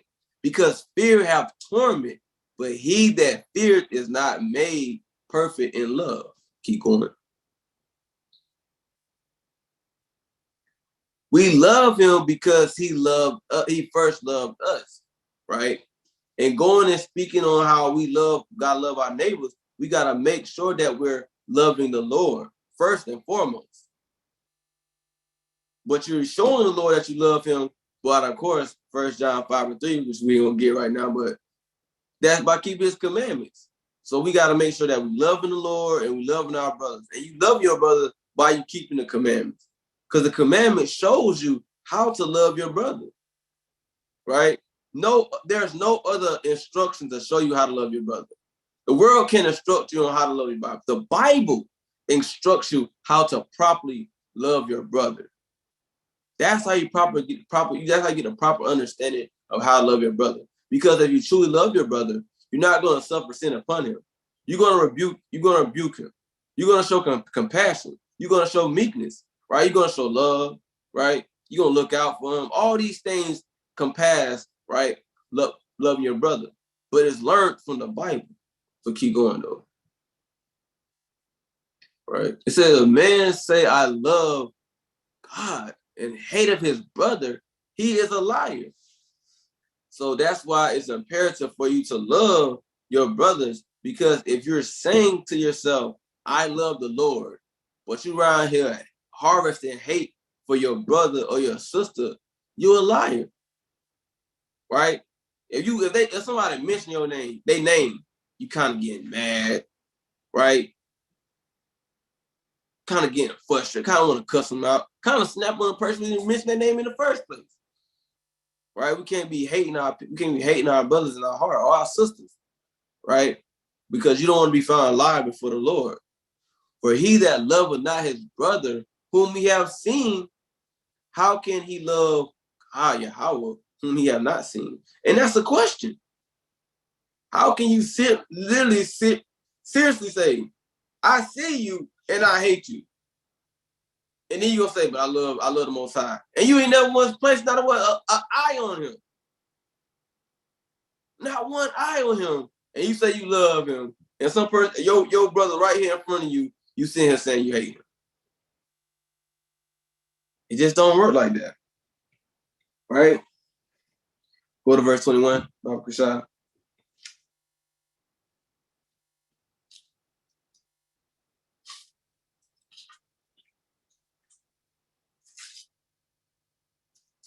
It says, and this commandment have we from him, that he who loveth Yahweh loveth his brother also. So there you have it. In the process of you loving the Lord, you got to love your brother. Because in that, yet again, it goes into the commandments, right? And that's a certain thing. That's a thing that if any brother or any sister or any brother, I would say, because we usually be the one that's out there teaching and stuff like that and getting into debates. But if you ever run across a Christian, they always just say, I got to love the Lord God, and I got to love him with my heart, and I got to love my neighbor. Well, ask them, what shows you, what instructs you how to love your neighbor? Where can you find it? The only way you can find it is in the Bible. And the way you get a good details of it is in the Old Testament, in the law. It literally goes into what you have to do to show that love and compassion for your brother, right? But let me get I just want to touch on this briefly. Just let me get it straight to the point. 1 John 2 and verse 10. I'm gonna get straight to the point. No, matter of fact, go to start verse 9. 2 and 9. 1 John 2 and 9.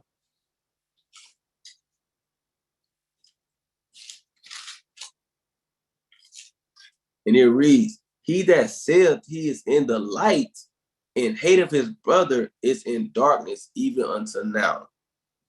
Right? So if you saying that you're in this truth, you're in the light, but you're bearing hatred for your sister or your brother, you are in darkness. Straight like that. All right, keep going to verse 10.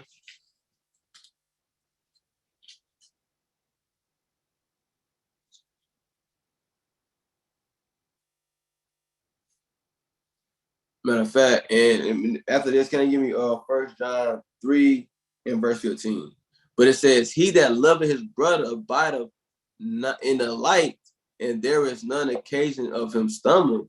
So if you saying that you truly love your sisters and your brothers, right, and you in the light, right, and you ain't gonna stumble in this thing. But if you're a person that's bearing hatred for people in your heart, and you gonna find yourself kind of stumbling.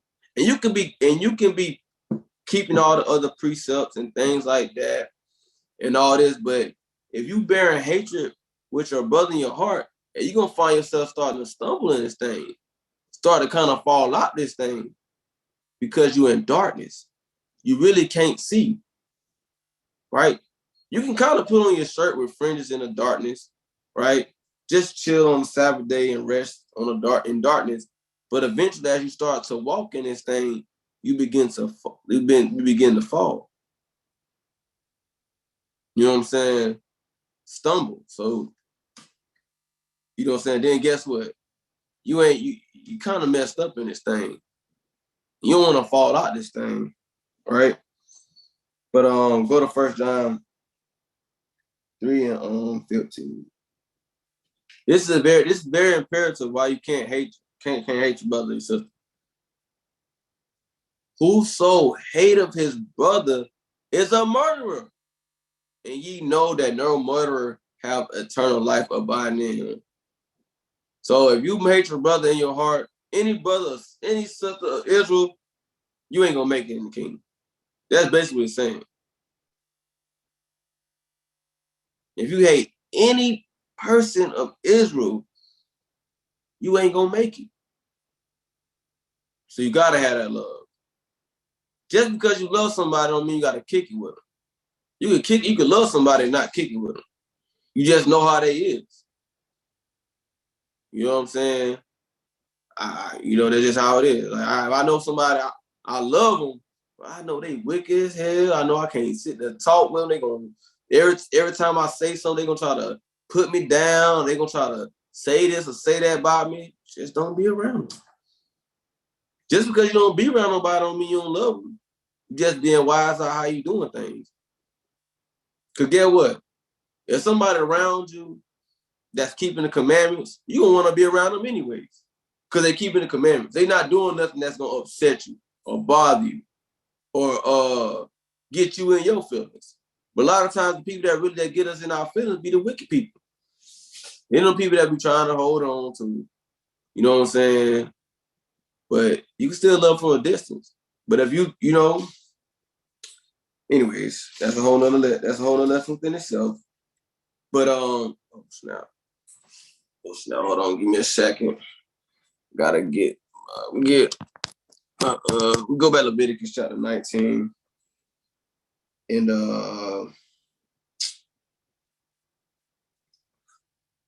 verse 19.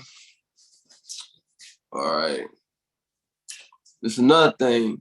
Ye shall keep my statutes. Thou shalt not let thy cattle gender with diverse kind. Right? So you don't have your cattle you kind of want to have your cattle separated, man. If you have cattle. Some people might do.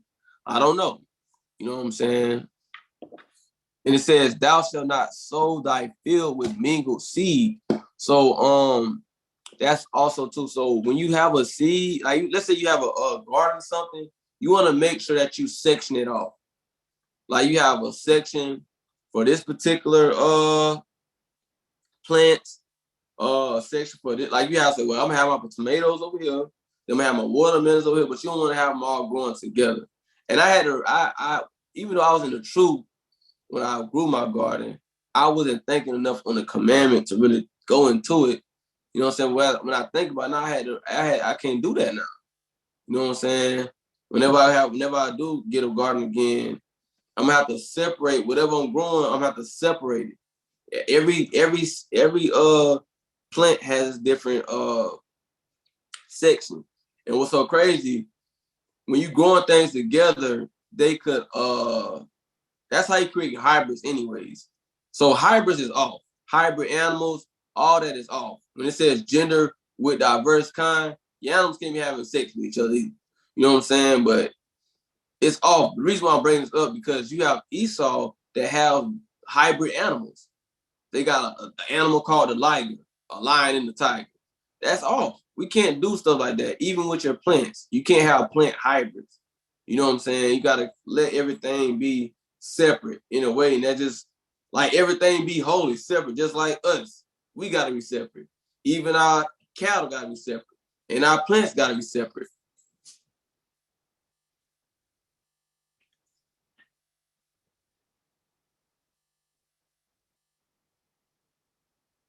So now see when it says, so can you now think about if you doing that, that's mingling the seed together if you got them in the same pot. You know what I'm saying? Now, if you got if I would say, how can I say it? If there's because a pot, like I said, a pot is small. If it was like a big Tupperware thing, like one of them huge Tupperware, because sometimes you can use a big yeah, you can use a storage bin. Now you got a storage bin that kind of separated because you can't separate it. If you had a storage bin that was separating them two, you could do that. But a pot, that'll be like mingled seed. You know what I'm saying? So you want to have them like growing in different. Like if it's a way that you can separate them, then yeah. But if you can't separate them, then you just mingling seeds. You know what I'm saying? And you possibly could, yeah. So the best way I would say, just try to get another pot and grow them separately. That way you ain't even got to worry about it. You know what I'm saying? Just get another pot and grow them separately.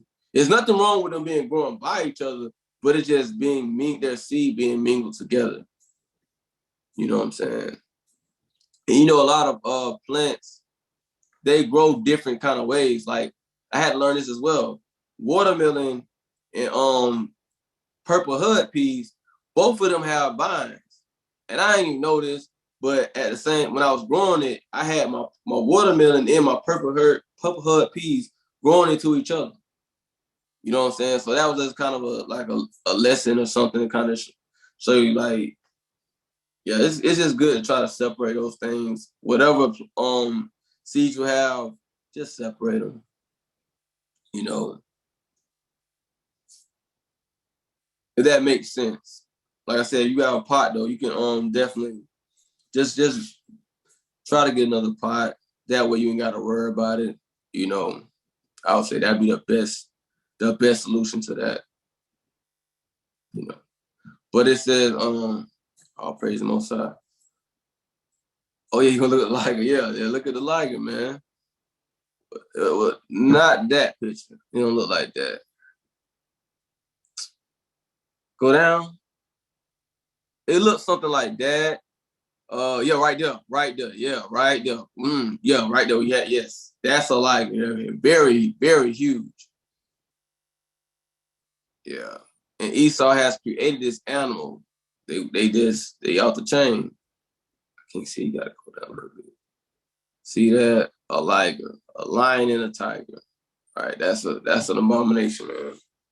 I thought that was cool when I was growing up, and then when I read the Bible, I was like, man, that's all. So, but this is the world we living in, though. And that's why hell, Esau even got humanoid mouses. I don't know if y'all know that, but they have mouses with or mice with humanoid body parts. And they actually got humanoid plants as well. Don't ask me how, but they got these type of things going on. So yeah. But it says, neither shall a garment mingle of linen and woolen come upon thee. Right? And that's a kind of a hard thing. But if you can, brothers and sisters, try to get 100% cotton or 100% whatever. 100% wool or 100% whatever you can get. Try your best to get it. I know it's kind of hard, you know what I'm saying? But try your best. You know what I'm saying? If you got to do it in sections. Like one next time I buy a shirt, this going to be 100% of cotton. The next time I buy this going to be 100%. You know what I'm saying? And just try to search. Because Esau got things so mixed up. Because when you buy garments and stuff, man, or whatever shirts, a lot of stuff be coming together mingled. Like it'll be polyester, 20%, cotton, 30, 40%, whatever. So try your best just to find 100% cotton. If you go to the corner stores using the hood, you know what I'm saying, they have 100% cotton tees, you know what I'm saying? Just letting y'all know that. But yeah, keep going. But that's here. But the Lord did command that to us. So if you can, please try your best, your darndest to have 100% garments up. You know what I'm saying? But whosoever lieth carnally with a woman that is a bondmaid, betrothed to a husband, and not all redeemed, nor freedom given her, she shall be scourged. They shall be put to death because she was not free. And that's going into, you got a bondmaid, and she got a husband, and she's not free. She's still with that she's still with that man. Both of them are betrothed. Hey man, and she not free, and you have sex with her, you dead, man. Both of you. You know what I'm saying? But I mean, we don't have bondmaids now, but back then, if you did, that's something that you it's a law that you have to understand. You know what I'm saying? By dealing with women, but that ain't the case now. But keep going.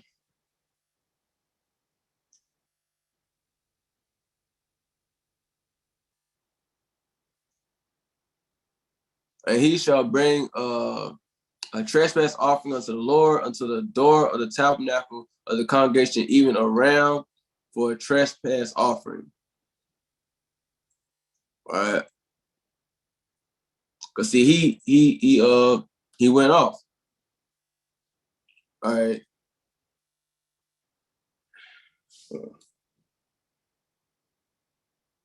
It said they shall be put to death. I'm trying to figure out who gonna do the trespass offering, because they say they shall be put to death. Oh, let me read it. That is a bridemaid betrothed to an husband, and that redeemed or freedom given her.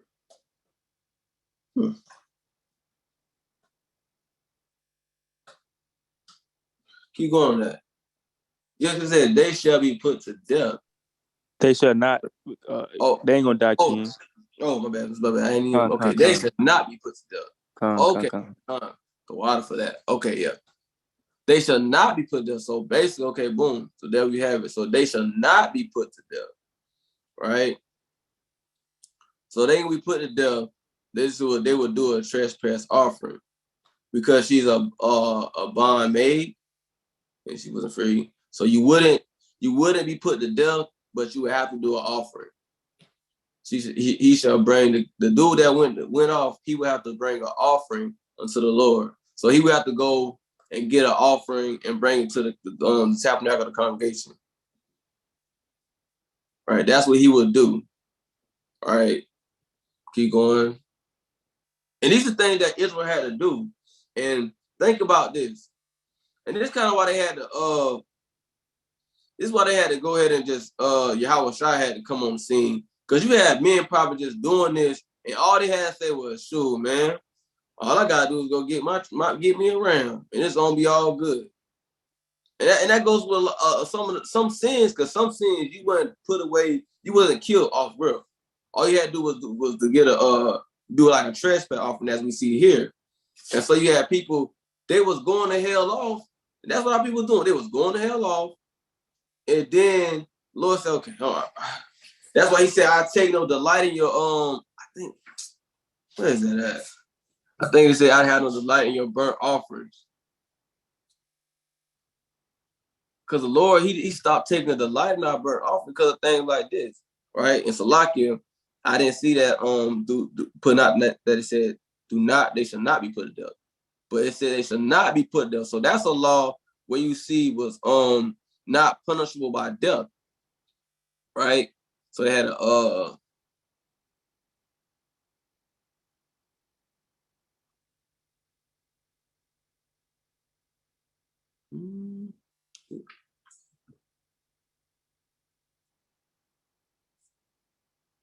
I'm gonna get that's a good one for. I'm gonna get Isaiah 1:11 too. Isaiah 1:11 too, mean too.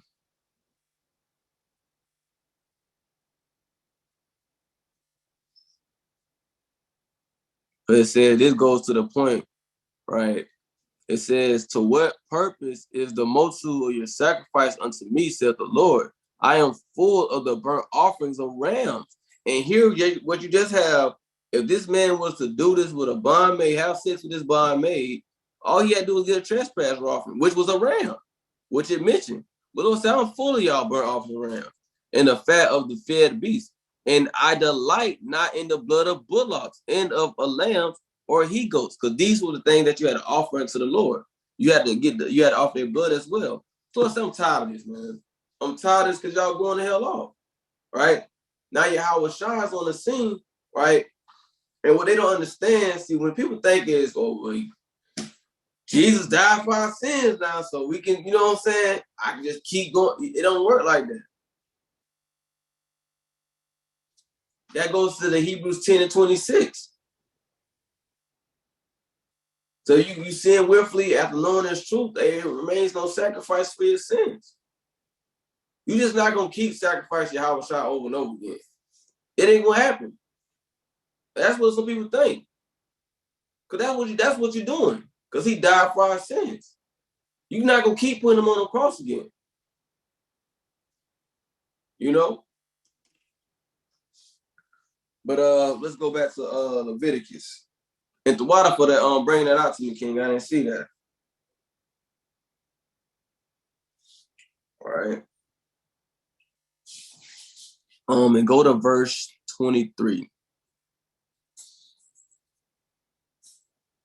Oh, still like, no, oh, my bad. I didn't finish reading. All right, it says, offering, I'm reading from the top, and the priest shall make an atonement for him with the ram of the trespass offering before the Lord for his sin which he have done, and the sin which he have done shall be forgiven him. So this let you know, okay, this is what happened. And you had people, they was taking advantage of this. That's what Lord said, I'm done with this, man. I'm done, full of it. I'm full of it. I'm full of it. And what's so crazy, what a lot of people don't realize, it's like the Lord gave you one last sacrifice. I'm gonna give you one last one. That was Yahweh Shai. One last sacrifice. After that, that's it. Man. Whew. Keep going on.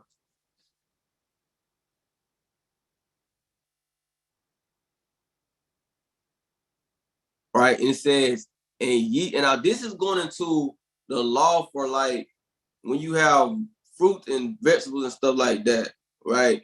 Like and this was going to happen in the kingdom. When we get in the kingdom, this is how our land going to be set up.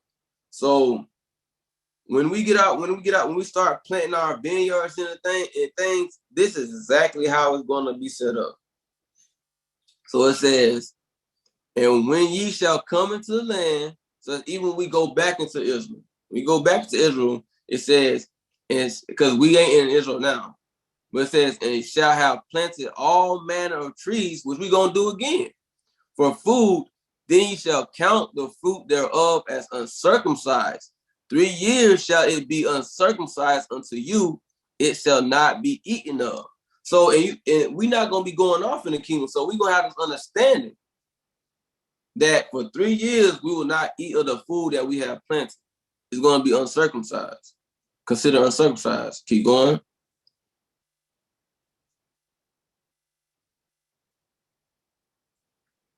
And it says, but in the 4th year, all the fruit thereof shall be holy to praise the Lord withal. Right? Keep going. And in the 5th year shall ye eat of the fruit thereof, that it may yield unto you the increase thereof. I am the Lord your God. So in the kingdom, this is going to happen. So after 5 years after we have planted, then we'll be able to eat off the fruit that we have grown after 5 years. Right? And these are laws that people don't really talk about. Right? But this is a part of the law. Keep going.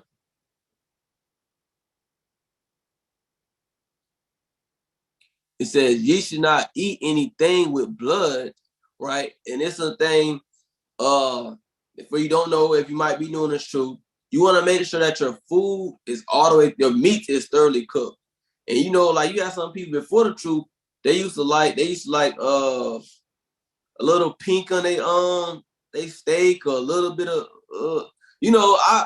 some people like that though, but you know what I'm saying, that's off. We can't have like you have some people that like medium rare steak or even their burgers, but as Israelites we can't eat like that. We gotta have our food thoroughly cooked, and it's a way that you can eat have your food thoroughly cooked without it being dry. Because some people think about it don't be as juicy and it be a little dry, tough. Hey, you just gotta be watching it, poke it. You know what I'm saying? Whatever you gotta do. But the point is, or just don't eat it at all. Hell, if it don't taste good like that, thoroughly cooked through, then don't eat it at all. But we as Israelites, we cannot have blood in our food. So no bloody steaks or bloody burgers. All right. And you have some Edomites, right? And they eat raw meat. I've seen it. They will tear something up raw. But we can't do that. We gotta be separate from these other nations, right? We can't do that. It says, neither shall ye use enchantment nor observe time, right? And that is going into people that like to you have people that use enchantments and astrologers or not astrologers, astrology. With them Aries and the Aquarius, these are the observers of time. But that's what that's going on. They do that type of stuff. Oh, this is the time of Aries. This is the time of the Aquarius. Huh?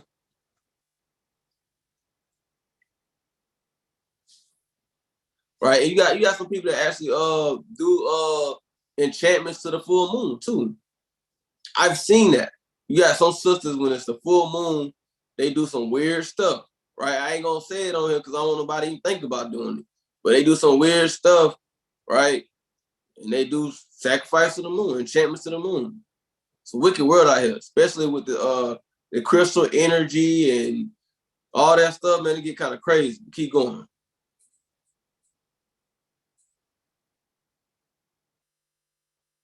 All right, it says, and this going to the fellas, right? Ye shall not round the corners of your heads, neither shalt thou mar the corners of thy beard. So you can't get a bald head. Don't get a bald head. You can't get the booty chin, right? Just let your hair, just let your beard grow, man. You know what I'm saying? Let your beard grow. You know, if you got a whole bunch of bald spots in your head, just shave it down a little bit, but don't make it bald on its own. You know what I'm saying? Just shave it down. You know, or hey, if you want to start slapping some rosemary on there, massaging it in there, your hair probably can grow back. But don't make you can't just willfully just cut yourself bald. If you just bald because you don't go no hair, that's it, and that's true. You can't really grow bald. I'm sure some hair pops up somewhere.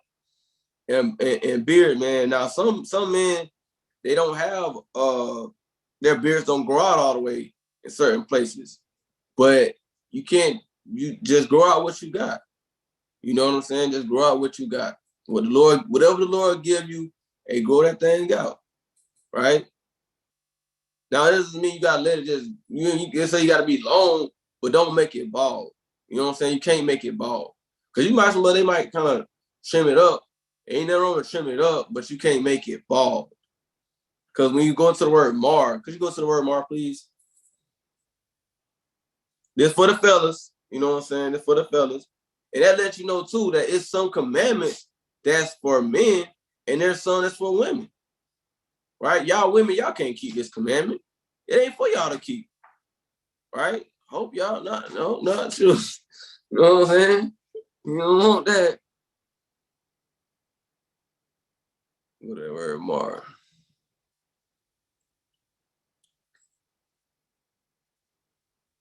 So it says Strong's H 7843. Shacheth. So when the word mar is to mean to destroy, right? Right? Perish, lose, mar. You know what I'm saying? To destroy. So you can't completely destroy your beard, right? The corners of your beard. Can't do that. You can't do that. And that's when you cut it. That's when you cut it. Like if you use a razor, that's basically a way of marring it. That's marring it. Keep. Destroy, corrupt, go to ruin. right? So you can't do that. So whatever you got, just roll with it, man. You know? Go ahead, King.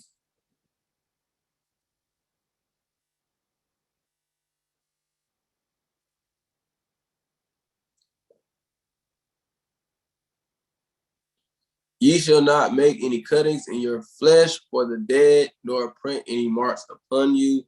I'm the Lord. Can't do any tattoos. You know what I'm saying? We know that, but let's keep it in our mind. We can't do it. Keep going.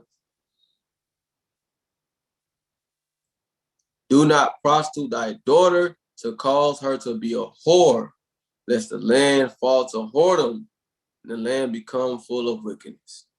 Can't prostitute our daughters. It's off. Keep going. Ye shall keep my Sabbaths and reverence my sanctuary. I am the Lord. Please, brothers and sisters, make sure y'all keep it a Sabbath day holy. Right? Make sure y'all keep it a Sabbath day holy. Keep going. It says, regard not them that have familiar spirits, neither seek after wizards to be defiled by them. I am your Lord. Yahweh. So make sure you don't be dealing with familiar spirits. You know what I'm saying? And you got some people that's you really don't have it in our psychics. You know, you got psychics, damn Miss Cleo, palm readings, and that's off. You know what I'm saying? You got a lot of sisters. It's a growing thing where you got some sisters telling you they'll read just your hand. That's off. We not with that, man. Right? Talking about damn called Cleo. And she was an Israelite. That was a thing. We can't do that, man.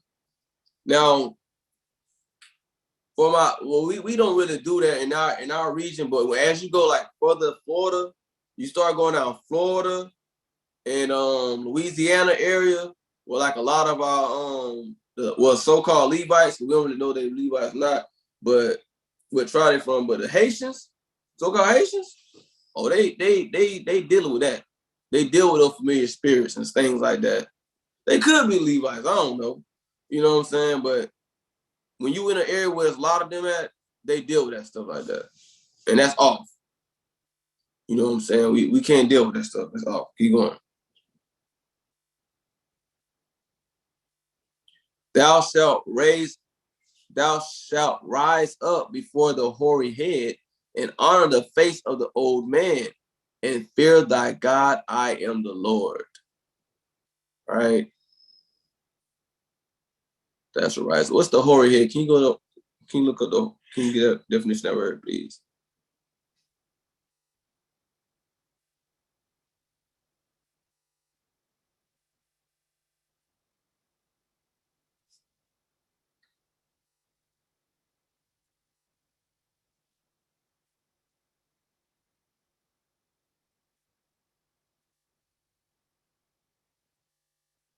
Strong's H 7872, save, save. And second entry, seva, seva.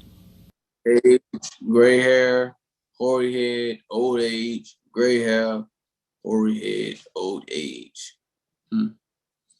Okay. Says, thou shalt rise up before the hoary head and honor the face of the old man and fear thy God. I am the Lord. Keep going.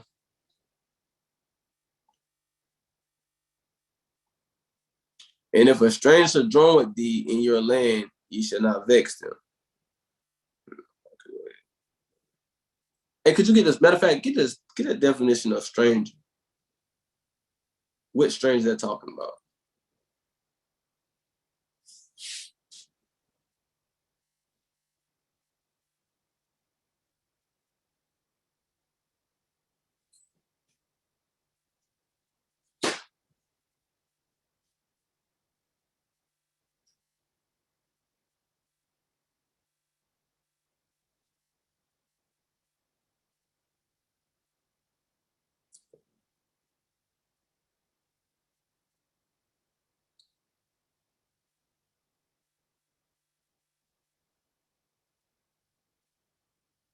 a temporary inhabitant, a newcomer, and lacking inherited rights, a foreigner in Israel, though conceited. You going? Go down smooth. Though conceited rights. Though conceited rights. Right. So there you have. That's the definition of stranger. It's talking about a newcomer lacking inherited rights. Right. So they don't have the inherited rights. They're not Israelites. Right. So we cannot oppress us. Well, we don't even have any strangers that should join among us anyway. So, but if we did at the time, you know, we can't vex them. But keep going.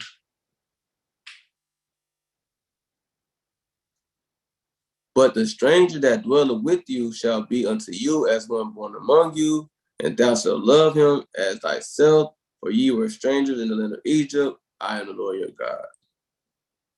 I wonder if that has the same stranger definition. Check that out. And it's good to look into these strange definitions, because sometimes the stranger definitions are altered. So it's good to kind of go into it, you know.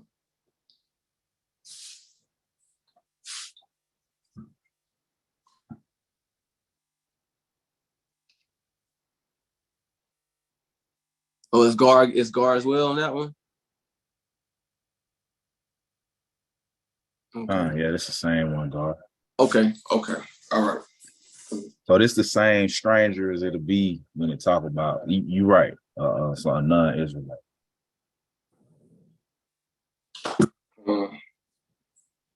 Okay. Now let's so now just so brothers and sisters can get the context of what's going on here. So it says, but a stranger that dwelleth with you, right? Now when it's saying a stranger that dwelleth with, can you go that word dwelleth really quickly? So we gotta know what's going on, because a lot of people, they like to kind of get things out of context. So we can understand what's going on. All right. Abide, dwell with, remain, inhabit, right? Continue, surely, to sojourn, dwell for a time, right? To abide, stay, temporarily dwell, right? Seek hospitality with, to assemble oneself with, to stir up trouble, strife, quarrel, gather together, to stir up strife, right? To quarrel, to excite oneself, to dread, fear, stand in awe, to be afraid, call, to fear, be afraid, right? So this is talking about a stranger that was dwelling within our households in the land that we had. Now, does that mean right now you go and you just start hanging out with some damn Edomites or kicking out with some Edomites? No. One, it says Psalms 119 and 63. I'm a companion of those that keep commandments. Right? Isaiah 13 and 3. Or 13 and 13. 13, 14. You don't want to be joined hand in hand because you don't want to be thrust through. It's a time and place for everything, right? This is the time when we had our land, we had everything going on. We had our own. We building up the nation, right? You have some people that should join with us, right? Now we trying to get ourselves together right now. Oh yeah. Yeah, it says, therefore I will shake the heavens, and the earth shall remove out of her place, right? And this lets you know this is a future prophet. That's why I say it's a time and a place for everything. The Lord has not yet done this, but he's going to do this. The earth shall remove out of her place, in the wrath of the Lord of hosts, in the day of his fierce anger. This is going into the day of the Lord, right? So this is a future prophecy. Keep going. This is why I say what I'm saying, right? It shall be as a chased roe, and as the sheep that no man taketh up. They shall every man turn to his own people. Right? So this letting you know, you gotta at these times we need to turn to our own people. Being with our own people. The context of that time was back when in Israel. We had our stuff, we had things already set up. The nation was set up, right? And it was setting in the law. But now, Lord said, hey, every man should go and turn to his own people and flee everyone to his own land. Keep going. It's the point in 15. Everyone that is found shall be thrust through, and everyone that is joined unto them shall fall by the sword. So you don't want to be joined. You don't want to be you want to be found you want to be found hand in hand and you're gonna be thrust through, man. So everyone that's found shall be thrust through, and everyone that's joined unto them shall fall by the sword. And you just don't want to do that, man. Put yourself in a predicament, right? To have to fall by the sword. I had to bring that out because you got some people, they'll take that and they're reading that, and now they hopping on with the Edomites. Now they just kind of Edomite crazy. No, that's not the case. You know what I'm saying? Because you don't, yet again, this is going to happen, and you don't want to be those people to be thrust through by the Most High God. So you got to be circumspect in this thing. Now it's time for us to get out, because say, get yourself together. That's all I'm going to say. Worry about yourself. Don't be worried about these heathens right now. Talking about dwelling with some strangers. Worry about yourself, because your very salvation is at stake. But we can go back to Leviticus. I'm about to wrap it up. I just got 3 more, and then I'm about to wrap it up.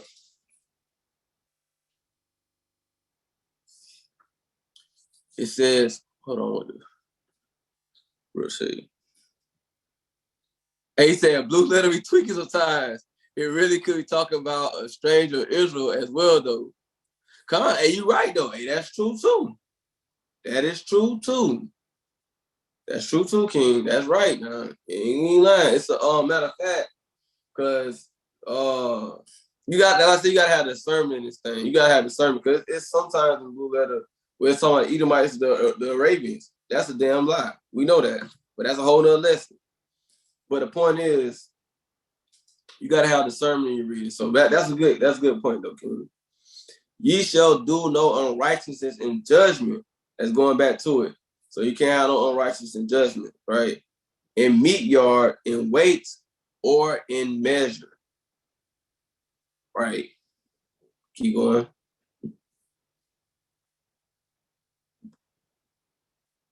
Just balances, just weights, a just ephah, and a just hand shall ye have. I am the Lord your God, which brought you out of the way, out of the land of Egypt.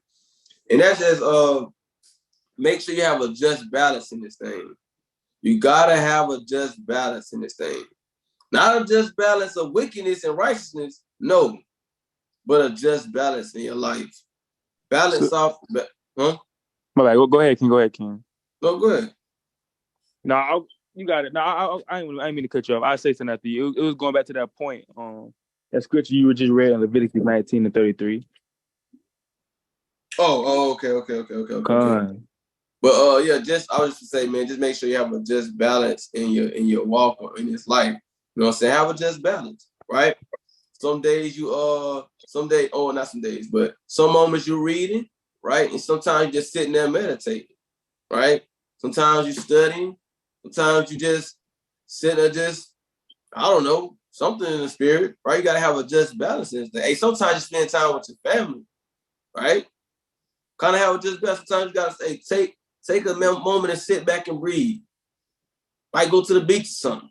Or sit down. You know what I'm saying? But have a just balance in this thing. Right? But you go ahead, King.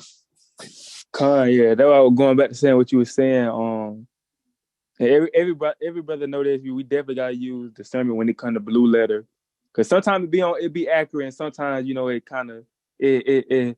But this was a good We went to Leviticus 19, 33 and 34. I just want to bring this point out just to see, because they know that word stranger, when you think about it, when he said in verse 34, but the stranger that dwelleth with you shall be unto you as one born among you, and thou shalt love him as thyself.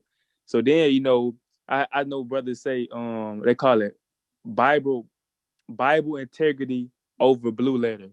So basically what they mean, what I seen Ratazan said, basically what it mean is, if blue letter say something, we got to go back in the scriptures and use our Bible integrity to see. So where it would be, the question would be, where else in the scriptures did the Most High ever tell us to love the other nations? Because we know it's different laws in the scriptures against them, even if they did dwell among us. It's different laws to basically handle that. You wouldn't treat them as one of you. And the scripture just said in verse 34, and thou shalt love him as thyself.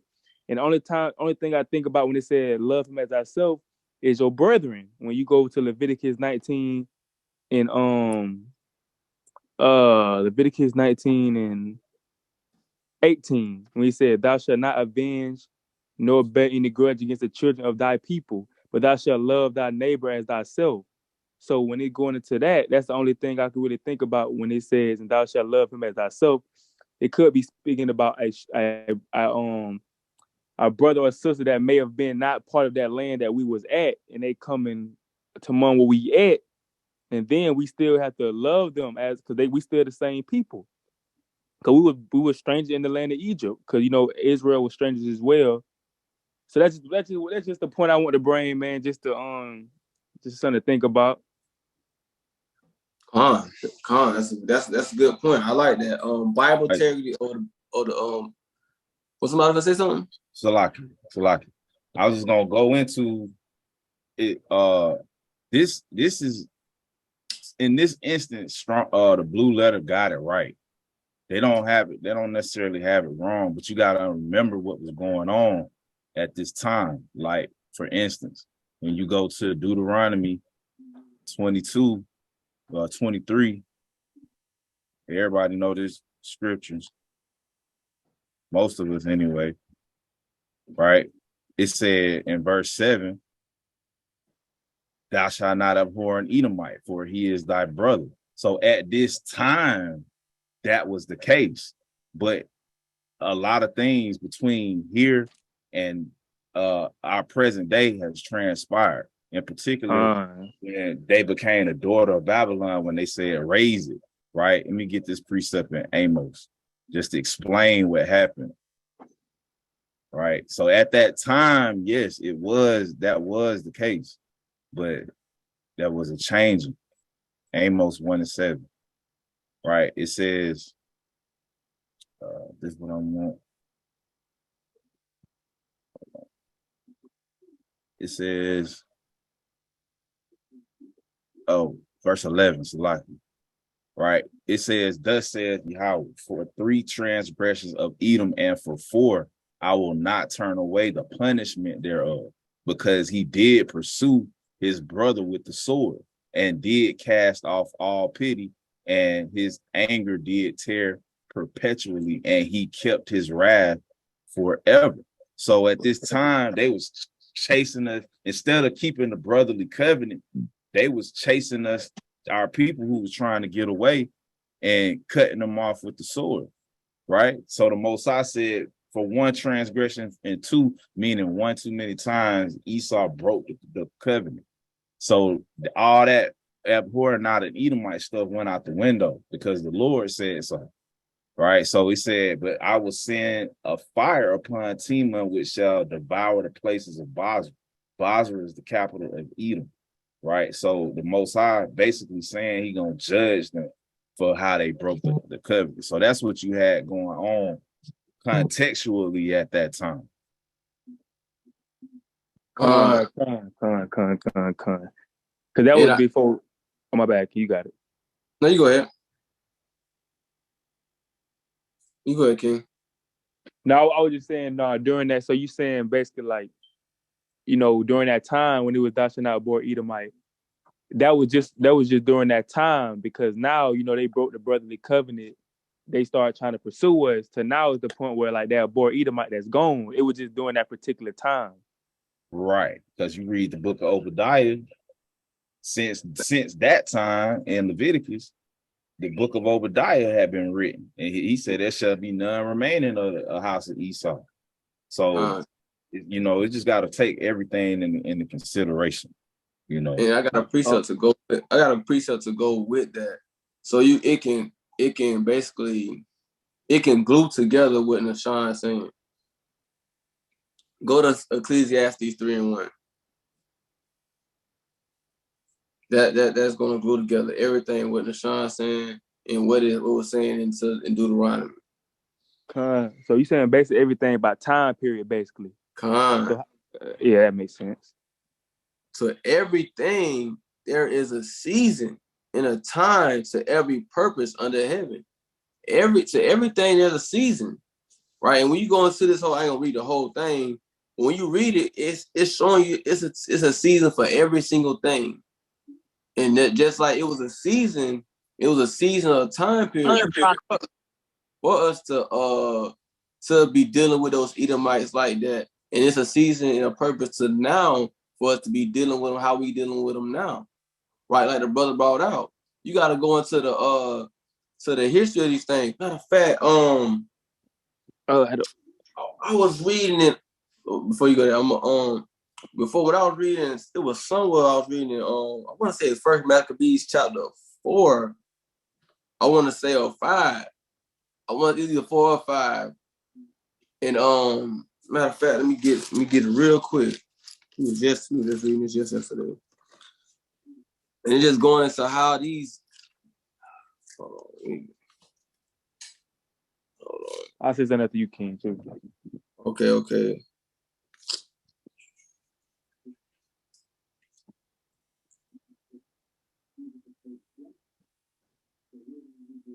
Hold on, just give me a second.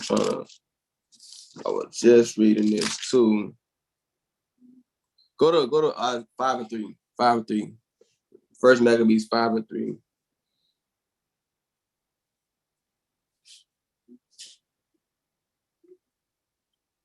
Right. So at this time, that precept in Deuteronomy was talking about thou shalt not abhor Edomite. That wasn't even the picture. It says, then Judas fought against the children of Esau in Adumia at a Rabbatine,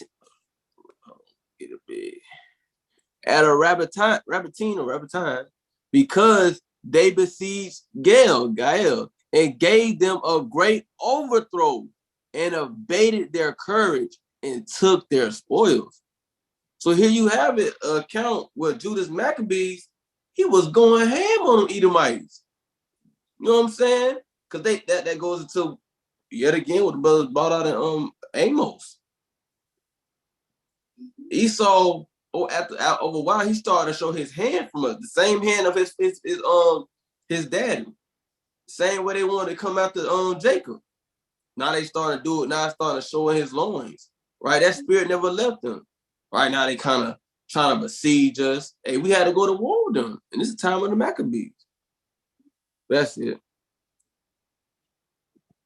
And I'm gonna say a quick point. You know, that's definitely why timeline is definitely important, and a lot of people, and like a lot of people don't really look at it like that. Like timeline is very important because some things that may have been said in the beginning change.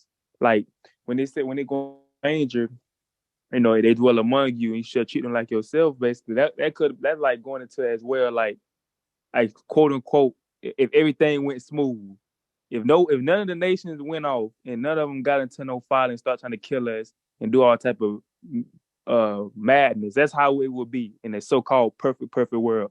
That's how it would be if it wasn't no wars and things like that. It would be like that. But timeline shows down the line that, you know, it ain't go out like that, it didn't play out like that. And these nations, they got a judgment coming for them for the things that they did to us and all that. Them dwelling among us and loving them, that's out the window. You got the King. That's right though. That's right. But now I was just gonna go back to Leviticus. Salaki, Oh, let me bring out one more point just to dead it, right? Just to show that, you know, where everybody's bringing out is on point, right? Go to the blue letter, Deuteronomy chapter 28, because Deuteronomy 28 is after Leviticus, what we're reading, right? Verse 43, if I'm not mistaken, right? Stranger. Now it was gar. The word for stranger was gar in Leviticus. It's the same word, gar, here in Deuteronomy 28:43. But the reason why I'm going here is to show that because we got Kurt, it said the stranger, that same stranger, that Edomite that is within thee shall get up above thee very high, and thou shalt come down very low. So the result of us being cursed and disobeying the Most High was them getting above us. So the opposite doesn't work. They don't get to be a beneficiary of us being cursed and us being blessed, right? So they still got their judgment coming. It's the same stranger, but they still gonna get their judgment, right? It's because we disobeyed, that gar stranger got up above us, you know, and we came down very low. And so but they didn't go on slave ships with us because we the ones got the curse and we the ones gonna get the blessing also. That's it. that's mighty point. Mighty point. That's exactly right. That is exactly right. Beautiful. All right. There we have it. Now we're going to go to Leviticus chapter 19 and verse 37, right? And it reads, therefore shall ye observe all my statutes and all my judgments and do them. I am the Lord. And that's why it's imperative for us to make sure that we get in and go through, even though we don't, some of these commandments we don't do, it's still good to get in and kind of observe them and know what's going on, because it's a part of our heritage and what we used to do as Israelites. So it's a good thing to know this. And it's very scholarly of you when you're going into and you reading about these things and understanding about all different laws and things like that. Like it's a plethora of laws, but there's a whole bunch of them was I think I want to say you want to have like 300 sacrificial commandments, which we don't do right now, but it's still good to know them. And the only way that you can find that out is by just reading. But remember, this is our heritage. This is what we study. This is our life. Can you give me Deuteronomy 30 and 20? But remember, this is our life. This is what we do. You know what I'm saying? We get into these scriptures, we read about our heritage, we learn how to, and a lot of times when you look at the sacrifice and things like that, try to look at it on a spiritual, everything is double to which there is. So when you read these sacrificial things, they start looking at it on a spiritual level, right? When you read about the temple, when it starts to describe the temple to you, when you understand as you read the scriptures that it says basically the things that's down here is a resemblance of things that's above. So when you read about the temple in the scriptures, you kind of get a resemblance of what the temple look like in heaven. Like right now, there's a temple right now. Yeah, the angels they got a temple, right? So it's kind of like it's a beautiful thing though when you're thinking about it. So it's good to know all the things, all of it. But that thou mayest love the Lord thy God, and that thou mayest obey his voice, and that thou mayest cleave unto him, for he is thy life. And we know that the Lord, he's embodied in the word. The Lord is embodied in this word. So we gotta love him, we gotta obey him, we gotta cleave unto him, right? For he is our life, right? He is our life. Without him, we have no life. In the life of thy days, that thou mayest dwell in the land which the Lord sware unto thy fathers, to Abraham, to Isaac, and to Jacob to give them. And just as, like I said, everything is double to which is, just as he's saying that to them then, how much so now? He did not forget that promise. And he's still going to come in on that promise. So if you want to dwell in the land, if you want to dwell in the kingdom, right, you got to obey the voice of the Most High. And you got to cleave unto him, and you got to keep his commandments. All right? But that's it. That's all I have. Brothers got any announcements, anything they want to say? Brothers got it. Passover Thursday. Passover Thursday. So that probably not, we're not gonna have the prophecy call Thursday because it'll be Passover. So you will we're gonna, most high willing, we'll record the Passover lesson. So that'll be on the YouTube page. Brothers and sisters can catch that. And if they're not gonna be able to make it there. But other than that, man, just continue getting the leaven out your house. You know, this class is right on time. You know, it's a lot going on in Israel. It's always a lot going on right before the high holy days. You know, so brothers and sisters, try your best to get that leaven out your house, the physical leaven and the spiritual leaven out your temple, out your spiritual temple, your body, your mind. You know, it's very, very important, man. Not to hate your brother, not to hold no grudges. You know, even in a time when you and your brother don't see eye to eye, you know, it's important not to hold no grudge, man. There's gonna be times when that those kind of things happen, you know, and that's okay. It's okay if y'all never see eye to eye, but you can't have a grudge, like brother was bringing out. You know, it's like the scripture says, it's better to enter into the kingdom maimed than not enter in with your whole body. And that's going into, you know, you have to cut off people that's close to you sometimes for the sake of you not holding a grudge, you know. And so definitely a right on time lesson, man. Encourage brothers and sisters to go back over this class in particular. You know, can't never get this kind of a lesson enough, man. It's good to get into the deep things, but this is more important than all that. So all praises to the Most High for that, man. Other than that, man, I think that's it. Y'all brothers and sisters have a mighty, mighty peaceful rest of the evening, man. And we look forward to seeing everybody that's signed up for the Passover on Thursday. All right, so with that, I'm gonna bid everybody a mighty, mighty, mighty shalom. Shalom. Shalom.